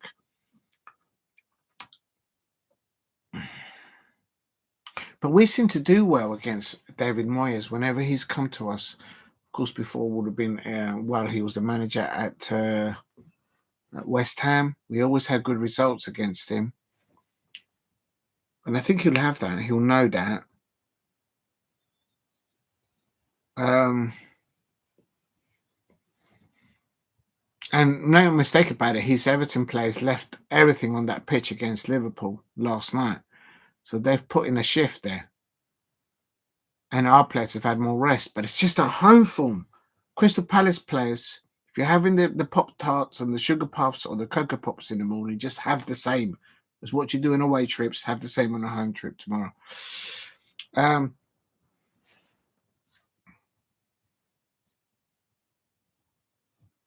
think we're going to concede. And that's what worries me, is the timing of where we concede.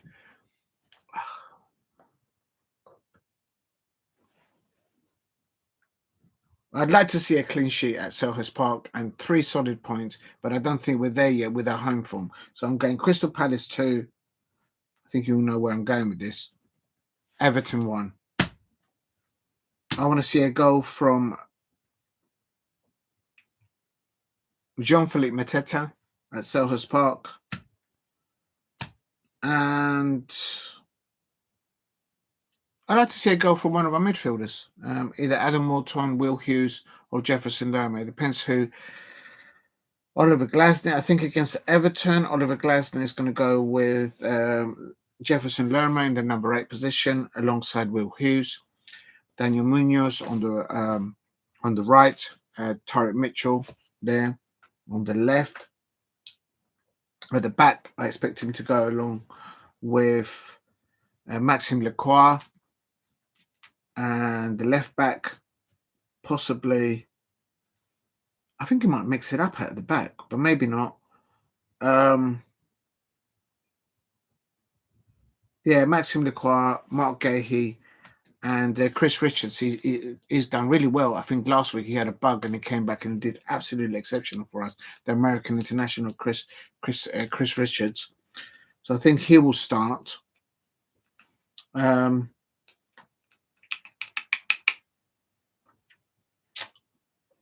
And then up top, JP.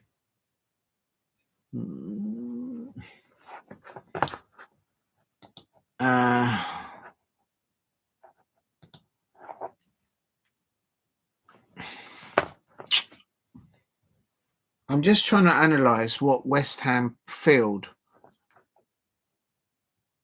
Not West Ham. David Moyes. I keep thinking they're still at West Ham. David Moyes. He's going to have to change things because obviously Decore is not featuring. He'll probably pick the same two in the midfield that he's picked since he started at Everton. But as I say, we always do well whenever David Moyes come to Selhurst Park, which wherever football club he's been the manager for.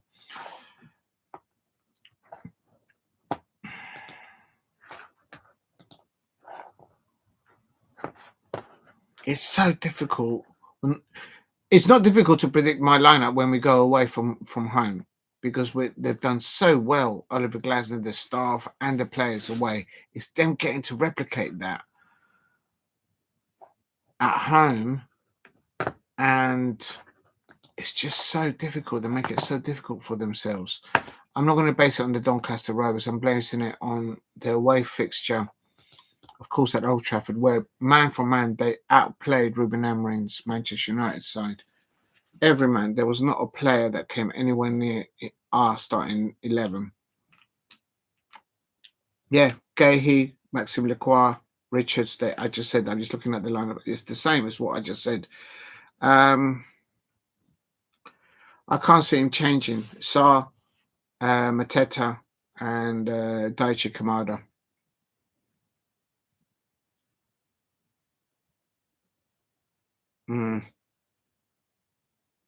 If he's not broken, then fix it. That's the way I look at it. The only change that he may do is he may bring on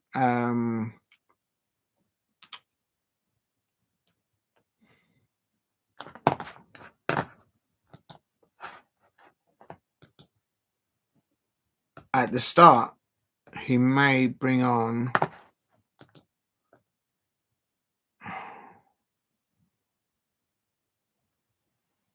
did Richards get? No, he didn't get substituted.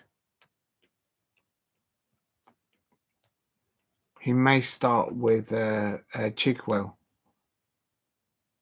on the left.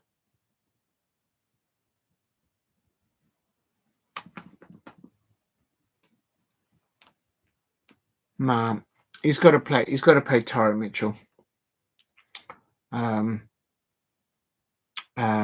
But I could be wrong. It depends what they've seen at half time. So yeah, I'd like to see a goal from Jean-Philippe Mateta and a goal from either against Doncaster Rovers. He changed the pivot there of Walton and Will Hughes. I think against Everton, he will start with Will Hughes. No, sorry, he might even start. I think he should start with Will Hughes and Jefferson Lerma, but he may start Walton up against Jefferson Lerma with Jefferson Lerma. So I don't know, but I think Jefferson Lerma should start in that number 8 position, in my opinion. I think he's our best number 8. No disrespect to Doncaster, but Everton are a different place. So we need Jefferson Lerma there starting, in my opinion. Right. So we'll go Crystal Palace 2, Everton 1. Right, let's crack on. Please help me get to 8 likes in the chat if you can. Oh my god, it's like nearly midnight. Let's hurry up. Oh, and I've got an itchy nose. Here we go. So that's the last fixture for Saturday, the 15th of February.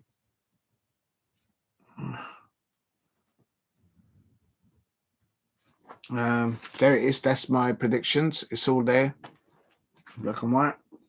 And then Sunday, I think there's 2 fixtures, if I'm not mistaken. So Sunday is the 16th.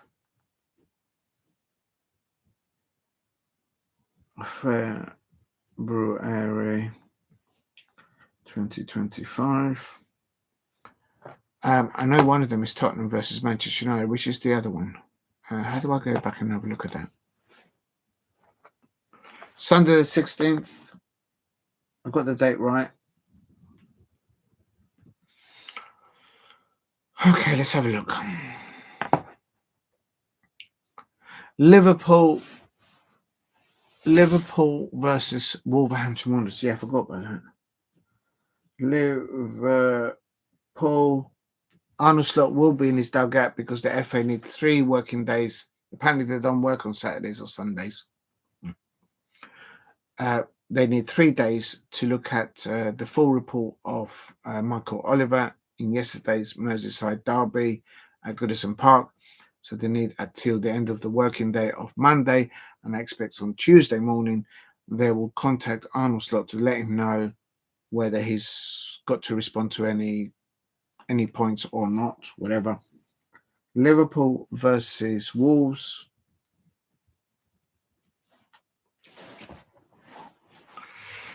Oh my God. Liverpool versus Wolverhampton Wanderers tomorrow. No, sorry, that's on Sunday. That's a 1400.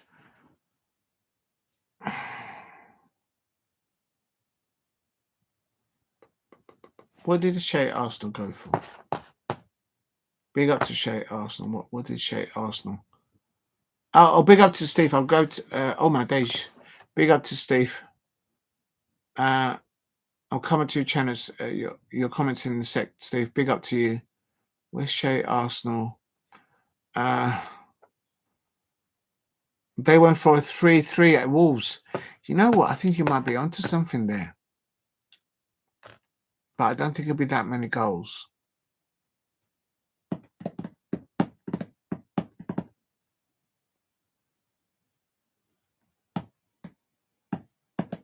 If Wolves to get anything on there, they need to score first.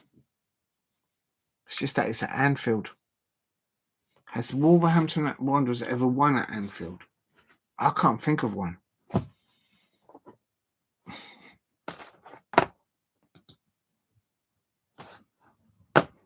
Tables.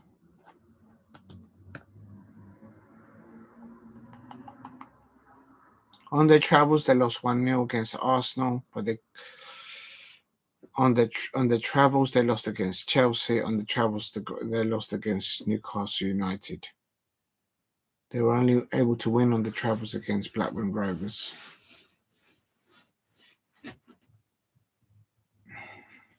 No, I'm sorry. I'm going Liverpool 2, Wolves 0. I'm sorry. Just the squad in depth of Liverpool and the fact that the Wolves can't just score, they find it difficult to go away on their travels and get the results. And they're the best team in the Premier League and the best team in Europe. I just can't see Wolves scoring, let alone bringing any points back. So I'm going Liverpool 2, Wolverhampton Wanderers 0. Coming to you, Steve, and anybody else in the chat. Last one is Spurs. This is a 16:30 kickoff, and Manchester United, of course. Manchester United. If you're new to the channel, please subscribe at Diego C. Palace if you are new.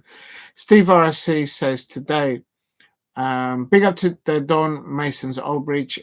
He said, yes, City, they do not go into the Europa. Thank you very much, the Don Mason Aldbridge. I didn't know that. So thank you very much. Please go and subscribe to the Don Mason Aldbridge. He's a new content creator. As a Manchester City fan, please go and just subscribe to him. Even if you're not a City fan, give him some support. Steve RFC says, I only got one score. That was 3-0 Betis. Come on, Steve. What's going on, Steve? Come on, man. I mean, real talk. Not only did Semic in the chat, Galatasaray fan, absolutely bottle it today because I predicted that Galatasaray were going to win 3-0 and they lost 4-1. I mean, real talk. Galatasaray fans, why did you get rid of Wilfried Zaha? Big up to Semic in the chat. He's probably had enough. It's like, right, I've had enough. I'm going to go for a walk.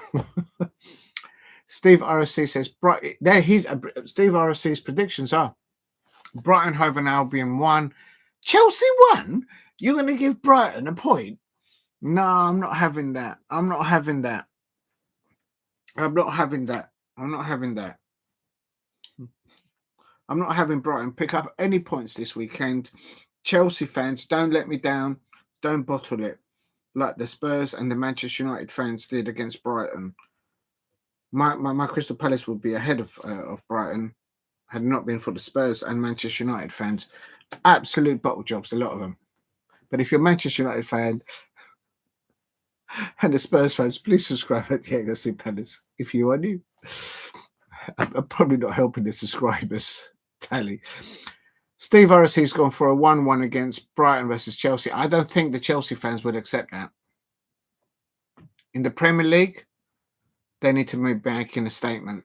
I know it's the second time they go to the Amex within 5 days, I think. They lost the first one a few days ago, of course, in the Cup.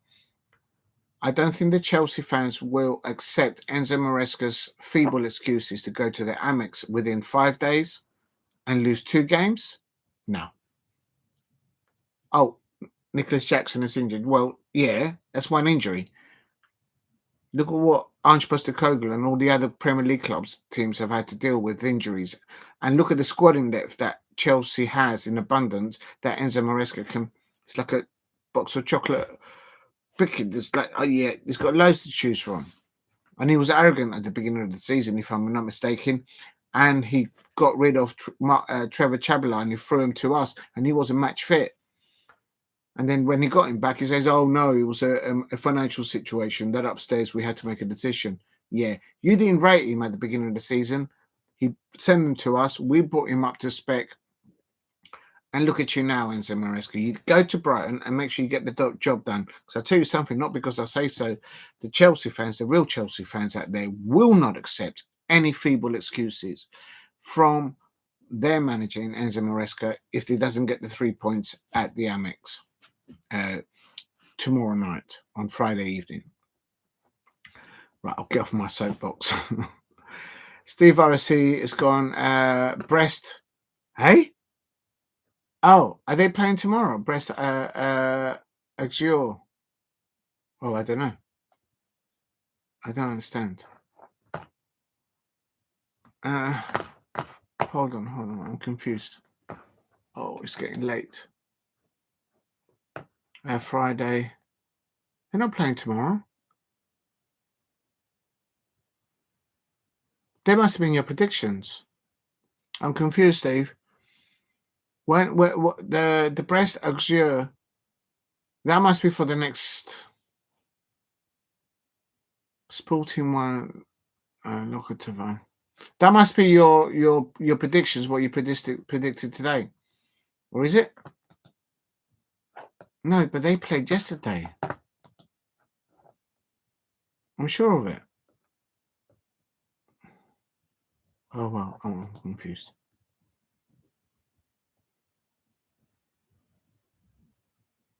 All right, but I'll read it out, but I'm a bit confused. Steve RSC has gone from Brighton 1, Chelsea 1. I think this must be the weekend fixtures. The Brest are playing tomorrow. Yeah, I thought so, because I'm going back and I'm thinking, what? Yeah, I'm with you. Yeah. So Brighton 1, Chelsea 1, Brest 2, Auxerre 2.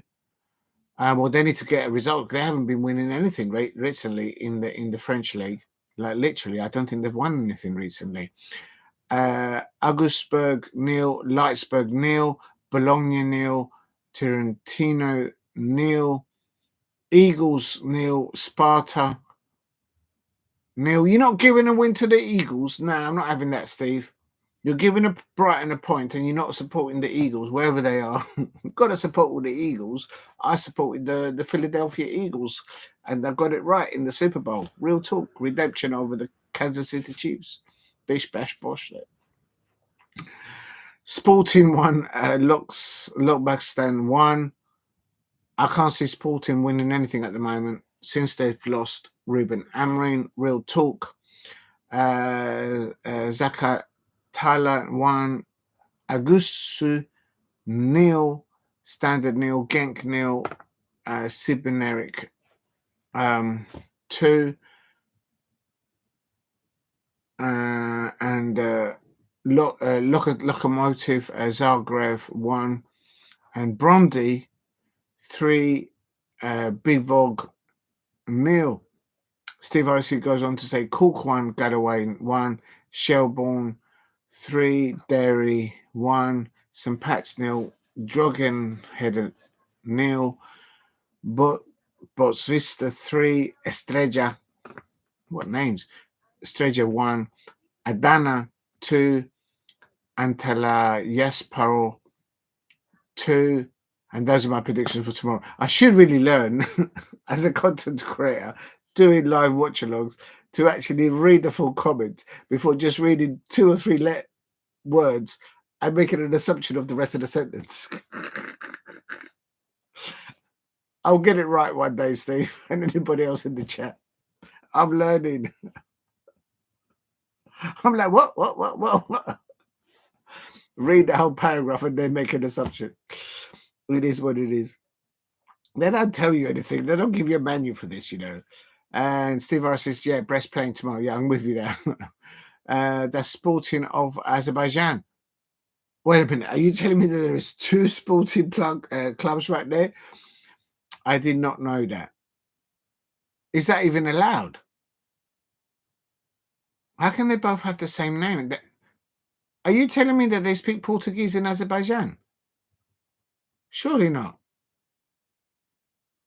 I mean, literally, they spelt the same side. I'm going to Google it. I believe you, of course, Steve, but I'm not going to let this one go. Are you telling me that there is a sporting side in Azerbaijan League? Sporting.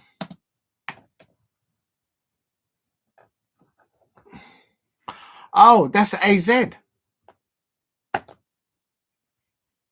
It's a Sporting Arizona. No, that's in America. I'm sorry, you got me confused there, bro.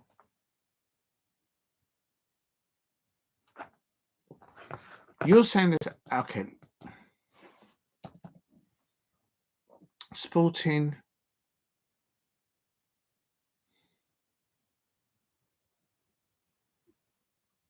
Oh, it's Baku. Baku, thank you. So I'm like Googling, it's like, I can't find it. Baku, I've heard of Baku. Well, there you go. Oh, I spelled that wrong. Baku Sporting, there it is. Of course, Baku is the capital of Azerbaijan. Yeah, I know that. But I didn't know they had a football team called Sporting as well.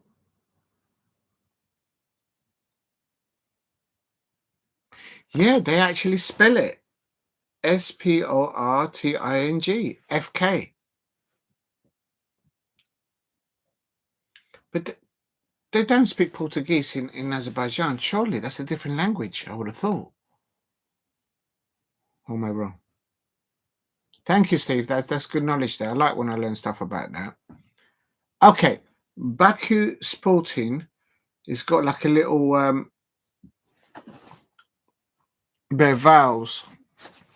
The I it's got like a tick on it, and Baku Sporting. Yeah, the Sporting is spelt the same. So there has to be some remnants in how they speak the language in Azerbaijan to Portuguese, because literally they're using the same word, like word for word, using the same vowels.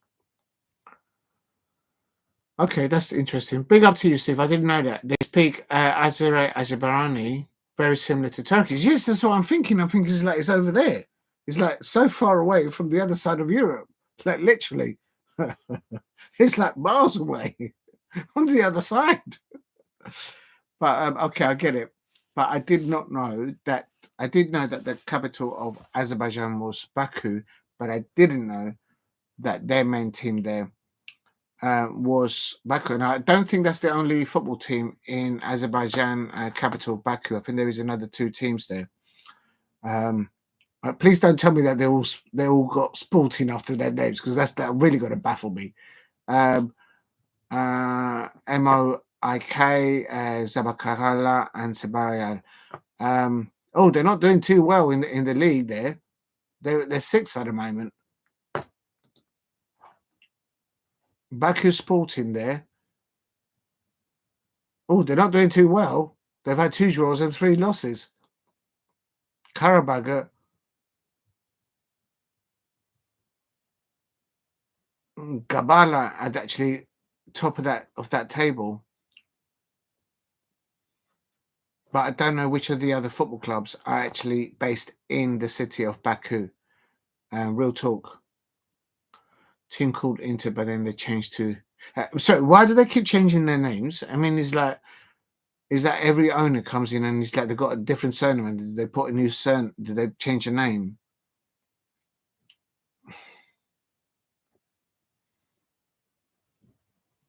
They called Inter. But yeah, I would have thought that their language and their dialect would be. Yeah, I agree with you. They'll be more associated with the Turkish lingo, I suppose. But that's interesting. You learned something there. Baku Sporting. I did. I knew Baku was the capital of Azerbaijan, but I didn't know that they were also called Sporting. So you live and learn. Real talk. Right, let's get back to it. I forgot where I was actually. I've done my predictions. Oh yeah, no, I was doing that. So big up to you, Steve RSC. That's good. I like it when I learn stuff there. I had a team called Inter, but they changed their name to Shamkali. I mean, Inter. That's a completely different vocabulary. Right. Okay, this is a big one, I suppose, for Spurs fans and Manchester United fans. Oh my god, my head hurts. How do I even go into this one? So if there's Tottenham Hotspur fans or Manchester United fans in the chat, please help me with this one because I don't know where to start with this one. I mean, both of you, your Premier League season is just a write-off.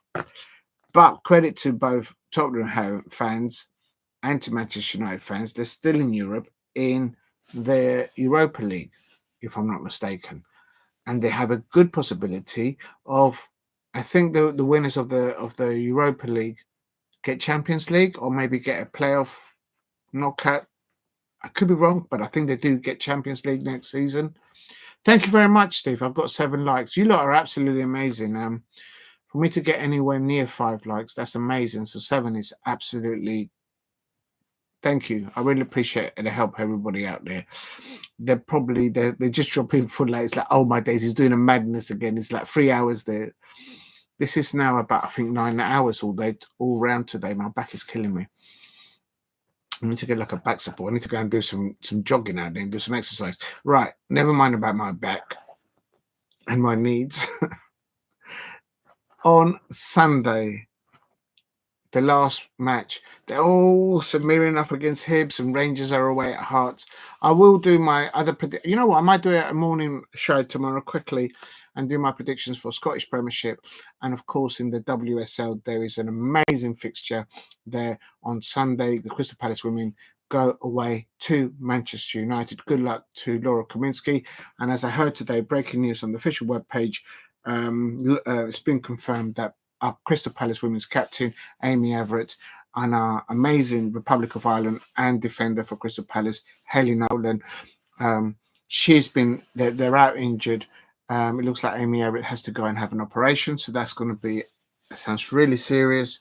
And Hayley Nolan hopefully will come back to us available just then thereabouts during the international break. Still within the WSL campaign. So Hayley Nolan and Amy Everett, the Crystal Palace women players, Crystal Palace captain Amy Everett, please get well soon. Work on your treatment, on your recovery, and getting those boots back onto the grass. There's probably 3 stages that you have to deal with: the operation, the recovery, and then fitness levels. I expect that's what professional football players have to deal with, and all that's just the physicality, let alone the mind stuff. I always say that because it's not just about supporting the Crystal Palace women when they are performing absolutely wonders out there on the pitch for us football fans, but it's also backing them and being in their corner when they are injured as well. No doubt that the rest of the Crystal Palace women's team, the staff at Crystal Palace, they will back these two, Amy Everett and Hayley Nolan, and no doubt I expect close friends and family members of both of these 2 players will be getting them back to fully fitness and being available for Laura Kaminsky and her staff to have them in selection. So Amy Everett and Hayley Nolan of Crystal Palace, good luck in your recovery, and just do your thing. And I'm in your corner. I don't care. I don't care. I don't care if people laugh at me. I'm in your corner until you get back onto that pitch, because that's where you need to be at, on that pitch doing your thing. Big up to them. Get well soon. Yes, Manchester United, 12 o'clock kickoff against the Crystal Palace women. Massive game for us in the WSL. Let's get a win, and let's climb up that WSL. Steve R says, remember, I did 9 hours not long ago. Same day, Villa. I remember you did 9 hours not long ago. Yeah, I need to learn how to structure it like other people. I'm just learning, Steve, at the moment. So yeah, I need to learn how to sort of cut it into chunks and maybe spread it on different watch-alongs. But it's kind of working at me like it is at the moment. How long have I been in? Oh my God, 3 hours, 3 hours. Yeah, 9 hours is a long shift. But I'm just learning, live and learn. And Villa 1-1 against West Ham, and Fulham, Manchester United. I think what the other professional content creators do, they do a watch along for one, and then they set it up, and then they do a watch along for the next one, and then for the next one. But I'm thinking, if I start doing that, I might just crash out and forget to wake up and do the other two, and people will be wondering, where's Diego? So I'm just saying, if I leave it on, I'll see it through. If you start something, finish it. So that's what I'm kind of doing it. But it is live and learn. And I can see the other content creators out there going, no, this lad doesn't know what he's doing. They're probably right. I hope you're all enjoying it. When you can drop in, brilliant. And if you can't, it's okay. I don't expect you all there to be there for 9 hours. If you are, you're absolutely amazing. Steve, you're one of those. Big up to you, man. I really appreciate your support. All right, yeah. So this is what I mean. I've gone off track. So, oh my God. Tottenham Hotspur versus Manchester United, 4:30 kickoff on Sunday. Please tell me there isn't a Monday kickoff in the Premier League. There isn't. Good. I don't have to do another one. Oh, that's Sunderland, Leeds versus Sunderland. Oh, that's a big one at the top of the Championship on Monday kickoff. Barcelona are at home to Royal Vallecano. Right, I'm getting off track again. Let's get back to it. I'm too tired to do this. Any Spurs or Manchester United fans in the chat? How do you deal with Tottenham Hotspur versus Manchester United? Both teams have had difficult Premier League seasons. That's putting it very mildly. But in Europe, they're still in contentions to possibly land in Champions League European football next season. So that's very important for them, I expect. Vital, not just to get back at the banter that they're receiving from other football fans in other football clubs, like myself. But I think they will, both Tottenham Hotspur and Manchester United would like to be in Europe next season. And I think the chances of doing that through the Premier League is for the birds this season. Steve RSA is saying La Liga too tight with top three. Hope it. You're talking about the Spanish La Liga, I expect, with 3 teams still in it. Yeah, I presume you're talking about Real Madrid, Barcelona, and Atletico Madrid. If he's talking about La Liga, it has to be, because if it's the Italian league, you'll be saying Serie A, and if you're saying the French league, yeah, these 3. Yeah, I thought so. Yeah, we're on the same wavelength. I know definitely. Okay, Tottenham Hotspur, Manchester United. Oh my God, this hurts. How'd you do this?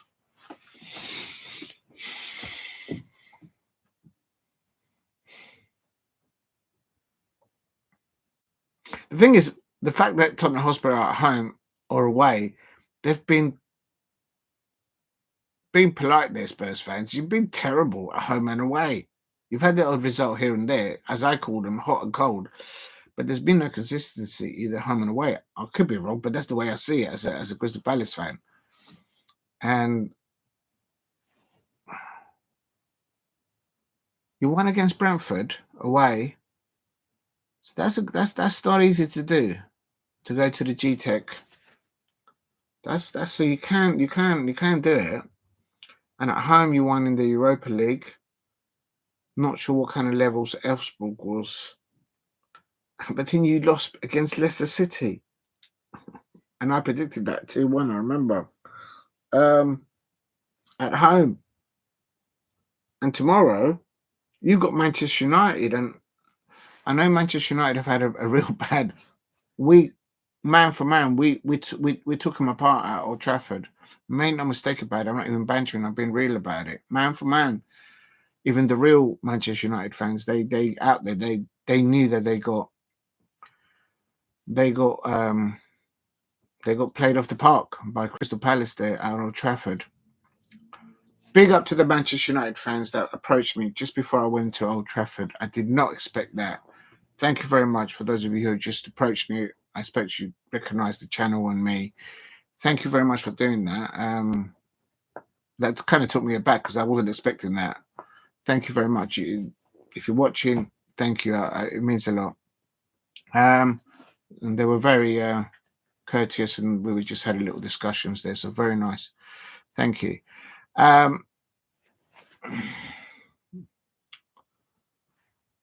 Manchester United, how do they do on their travels? If Manchester United can replicate the performance and the same intensity to their play like they did when they went up towards Anfield and got that draw at Anfield, they'll come away easily with 3 points against Tottenham Hotspur. Easily.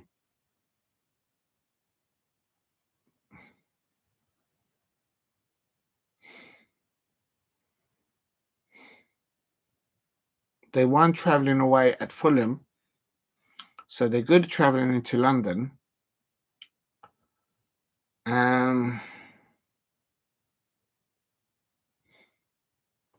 I just can't get past the amount of injuries that Tottenham Hotspur, and also Richie is injured for Tottenham Hotspur. I've said it before, I would sound like a scratch record. Tottenham Hotspur, in the youngsters, they've invested in the academy, the stadium, purpose-built stadium for multifunction venues, top of the range stadium, tick for that. And the investment that they put into women's football at Tottenham Hotspur, tick for that as well. But the first team, the scouting, the medical team, not just this season, but the last 2 seasons, OMG, has somebody at Tottenham Hotspur taking the eye off the ball. And the Tottenham Hotspur fans, there's 2 that I particularly know of, they just fed up with it. They just want to go to a football match and just enjoy a game of football and just like enjoy the rest of the weekend. At the moment, they can't do either. Just they've got too many injuries.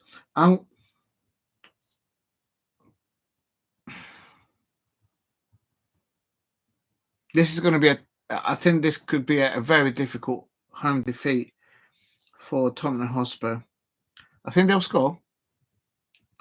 Not sure where the goal's coming from, especially if Richarlison is not available for Ange Postecoglou. Does anyone know if they? Oh no, but it's Sunday. They wouldn't have done the pre-match conference. Manchester United.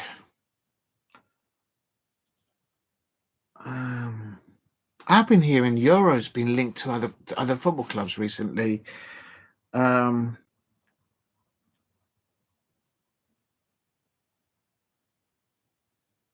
Their players, Amad Diallo, Euro, Rashman Holland, Kobe Maino, the Northern Ireland young lad, Toby, what's his name? Collier, I think that's his surname. He looks a good prospect as a midfielder, defensive and attacking midfielder. I can't deny.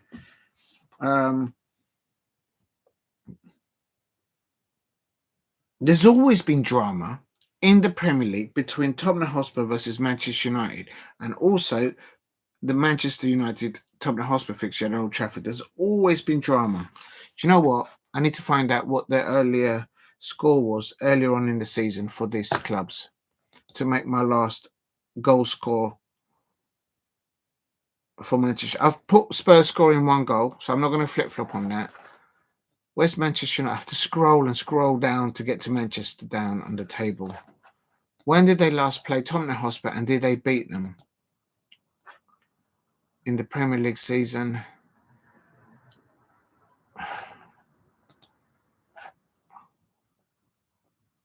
Does anyone know?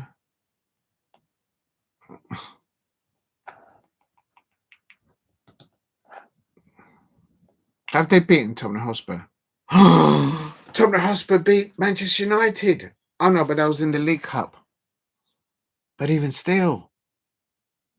Oh, when was that? That was at the end, that was nearly at the end of last year. I don't remember that one. Who started in the midfield there for Tottenham Hotspur? Because I got a feeling they were going to be injured. That's what I'm looking at. Bissouma and Sarr. I don't think they're available at the moment. Maddison started for Tottenham Hotspur. I don't think he's going to be starting at the weekend. Solanke's not going to be starting for them at the weekend. I've said Tottenham Hotspur are going to score 1, and I think Tottenham Hotspur fans are probably saying, where are you finding the goal from? That's Richie. I might flip flop. I don't like to flip flop, but I'm trying to look deep. Where's Kulowski maybe from Tottenham? Maybe that's the goal scorer for them.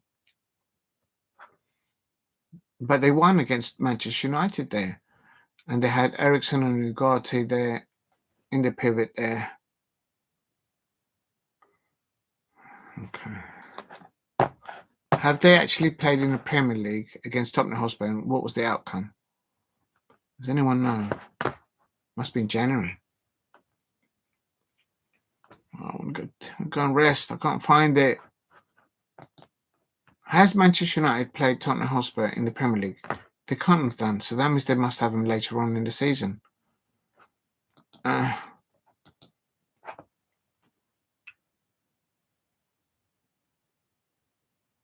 Manchester United got a very difficult run in. They've got Aston Villa, Chelsea, West Ham, and Brentford in the last matches of their season.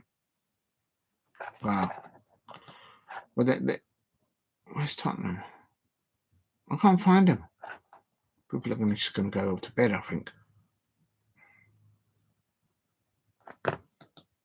They're playing Tottenham this weekend, so they must have played them in the Premier League before then. Okay, February, no. January, no. I must have missed it. I'm tired, I can't even find it. In January? No, my mouse is not working. I think, there's a hair in my thing. How madness can you get? Do you know what? I think that might be my mouse is losing, actually. What's the Bluetooth? No, that's on 100%. Why is my mouse not working over there? Let's refresh. Maybe it's the refresh.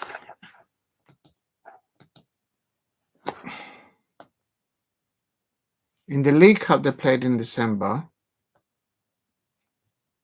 When did Manchester United play at Old Trafford? Not Chelsea. When did Tottenham Hotspur play? It must have been. Right, I'm going to give up. If I can't find it, I'm just going to let go of it. But I think it is important. It couldn't have been in September. Oh my God, it was in September. What? Tottenham Hotspur won 3-0 away at Old Trafford. So, can they do the double on Ruben Amorim? Was Ruben Amorim the manager at Manchester United? Yeah, of course he was. He said there at the beginning. Well, I'll find out in a minute because... No, I don't think so because Erik ten Hag was still the manager. Ah, I see.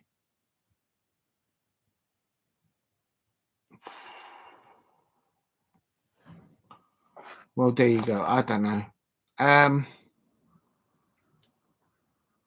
But that's a different manager, different formation, different mentality. Okay, that was like a waste of time doing that.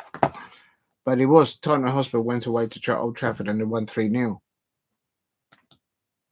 That was against Erik ten Hag before he was released. Okay, If you're new to the channel, please subscribe at Diego C. Palace. Okay, that is a difficult one. I think Manchester United are going to win. So Spurs won because of their injuries. I'm not sure where they're going to find that one goal from. Manchester United are vulnerable on set pieces. So I think that's how Tottenham Hotspur probably will score. Because I can't think of who's going to score for them because of their injuries.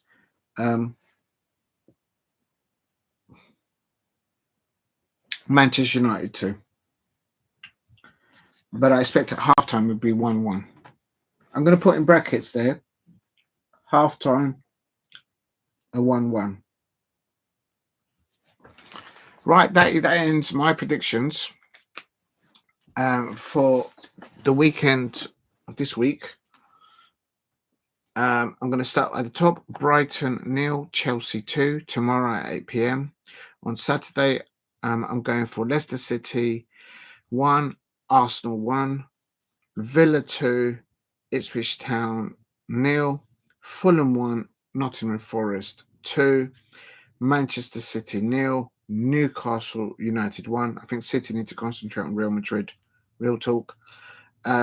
Southampton 0, Bournemouth 3, West Ham United 1, Brentford 0, and Red and Blue, Crystal Palace versus Everton.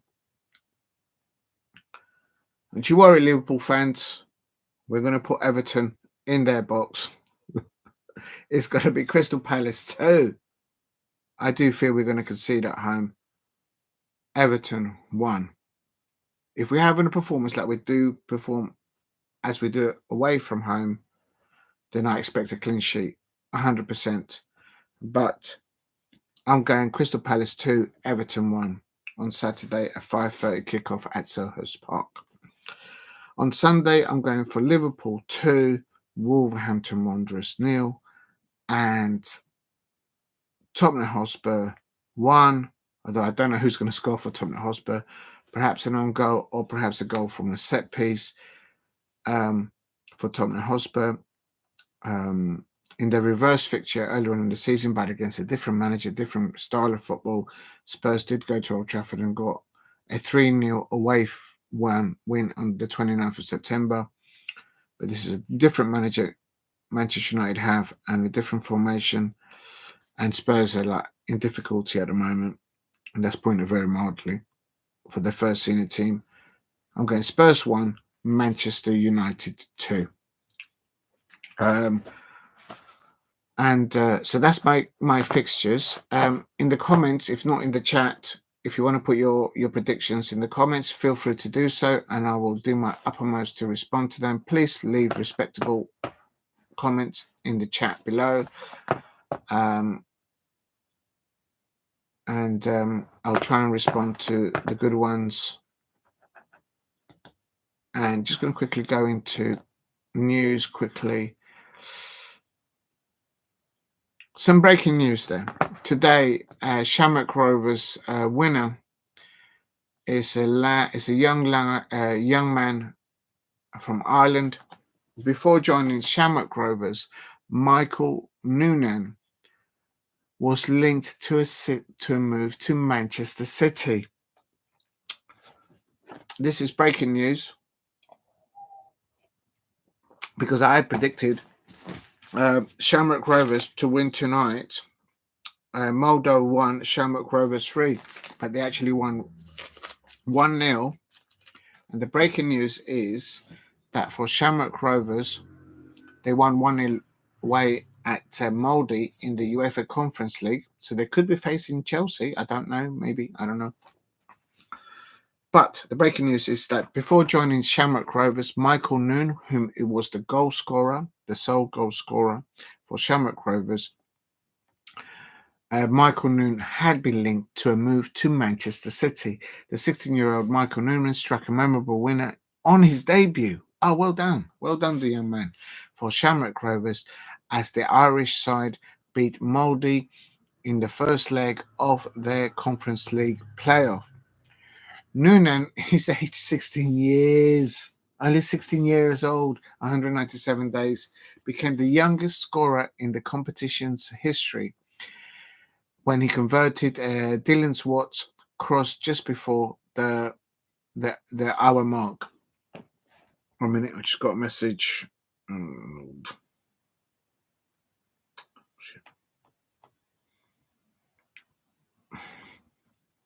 Please subscribe at Diego C Palace if you are new.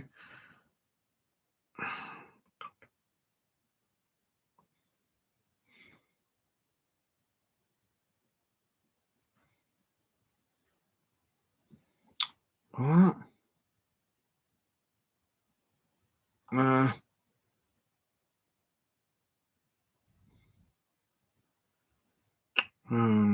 Okay. All right, whatever. Please keep hitting the likes and subscribe at Diego C Palace. So I'm reading on here for the breaking news. A 16-year-old, Michael Noonan, who was linked to Manchester City, scored a winning debut goal. He's only 16 years old, the young man, and he's also thought to be a second youngest ever goal scorer in the UEFA main club competitions, behind only former Aston Villa midfielder Niall Lamptey, I should say, who scored for Anderlecht in the UEFA Cup at the age of 16, but only 100 days old. They were both 16 years old. I mean, come on. To go into a European competition representing any football club in Europe and scoring a goal at 16 years old, well done. A Norwegian side, Molde, were already down to 10 men when Noonan scored, with the teenager also involved in Valdemar Lund was shown a straight red card for a challenge on him. Oh, right. So he was chopped up on the pitch, and then the Molde player, Valdemar Lund, was given a red card. Noonan, previously linked to a move to Premier League champions Manchester City, only joined Rovers from St Patrick's Athletic last month. So it could be playing for Pep Guardiola right now. Perhaps not in his first time in lineup, but well done to him. There goes the point. Whoever's scouting for Manchester City were doing their homework right, because look at that. He claims the record for the Conference League youngest ever goal scorers from Hearts player James Wilson, who scored against Moldovan side, which was a 17-year-old. Okay, Shamrock Rovers are the first League of Ireland club to reach the knockout stages of a European competition, and will now be looking to seal a place in the last 16 when they host Molde in the second leg next Thursday. So there, I didn't know that. I don't know if anybody knew that. Shamrock Rovers already done history by becoming the first League Ireland football club to reach out the knockout stages of a major European competition. And they could go even further, of course, if they beat Molde next Thursdays. The winners of the tie will play either Celtic Brugge or Liga Warsaw in the next round. Good luck to them. The Irish side has not even started their domestic season yet, with the opening game at the League of Ireland campaign on Sunday against Bohemians set to take place in front of 30,000 plus crowd at the Aviva Stadium in Dublin. So they've got back in there 30,000 people. That's a good turnout. On the same night, Noonan's history-making goal, Ajax midfielder Joksi Monkey became the third 16-year-old to score in Europa League with a fantastic volley from outside the box in their 2-0 win at Young Saint Luke. That goes, Ajax are using 16-year-olds. Oh my God.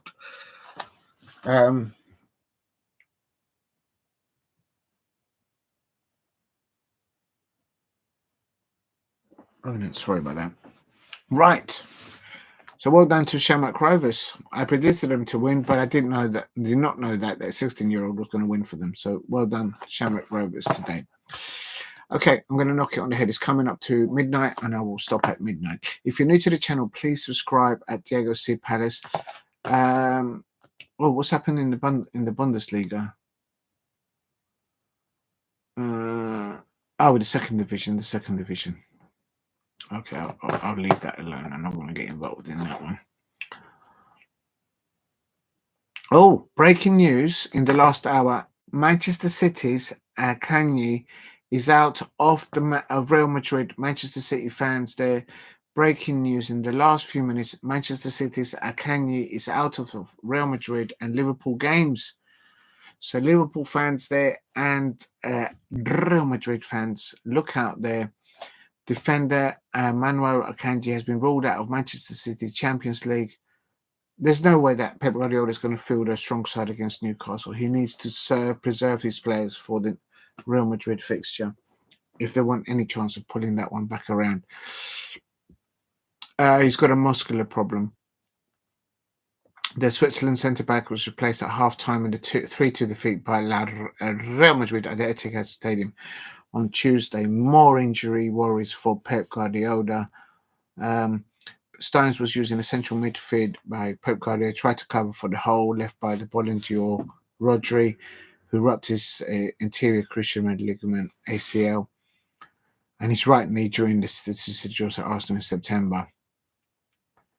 Yeah, they haven't recovered. Man City haven't recovered since Rodri injury. That's why I'm worried that they're going to come in for Adam Walton and also for Ebrieze come the next transfer window. Real talk. Okay, so Manchester City's Kanye, he's out of the Real Madrid and Liverpool games. Real talk. Quickly.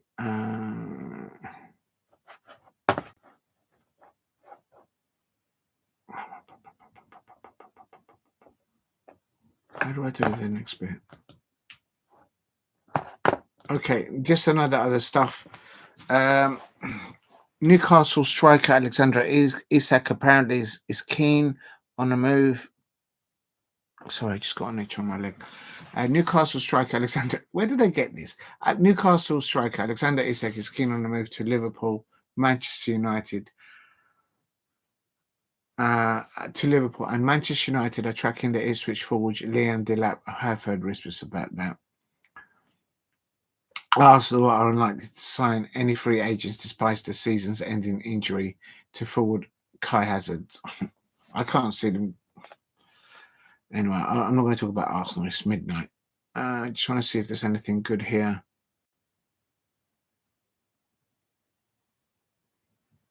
Fabrizio Romano, which is a reliable source, apparently Newcastle's Isaacs and RB Leipzig, Slovenia forward Benjamin Sesko, 21, among players Arsenal are planning to move in the summer.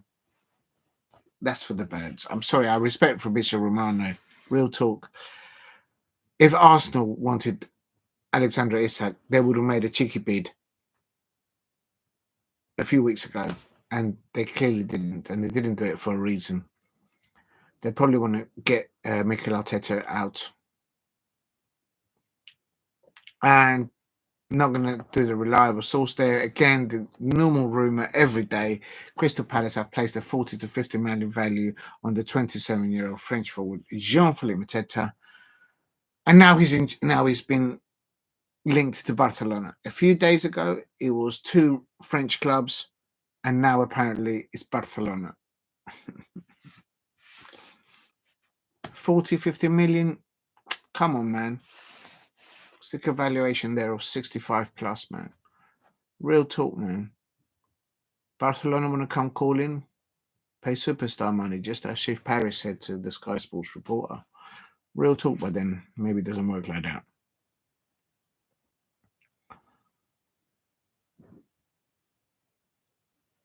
Okay, that's it. Thank you very much, everybody out there. Steve, RS, I'm going to go from the top.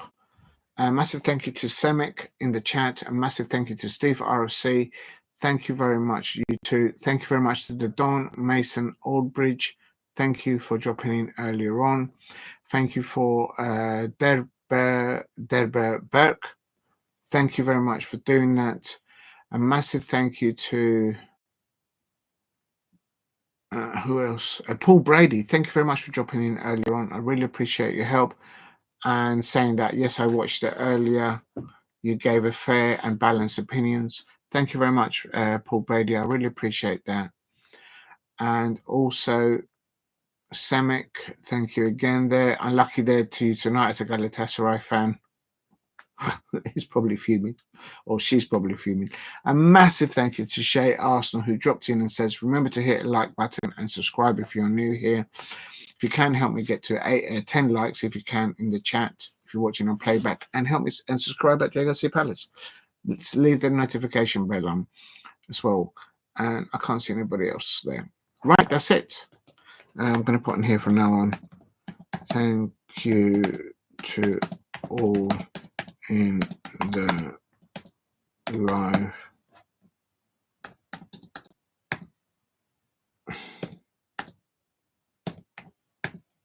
stream chat. There you go. Thank you to everyone in the live stream chat. If you're watching on playback, please set your notification bell on at Legacy Palace. Hope to catch you tomorrow, but I've got a very busy day tomorrow and at the weekend, so I'll do my best to do something. It's 4 hours of live streaming just now, so thank you everyone. Please hit a like and subscribe at Legacy Palace. And yeah, looking forward to Everton on Saturday. Come on, Palace. Let's get 3 points and let's get a clean sheet against Everton. Let's get up that Premier League table where we belong. Thank you for watching. Have a wonderful evening. Take care. See you tomorrow, hopefully. Bye-bye.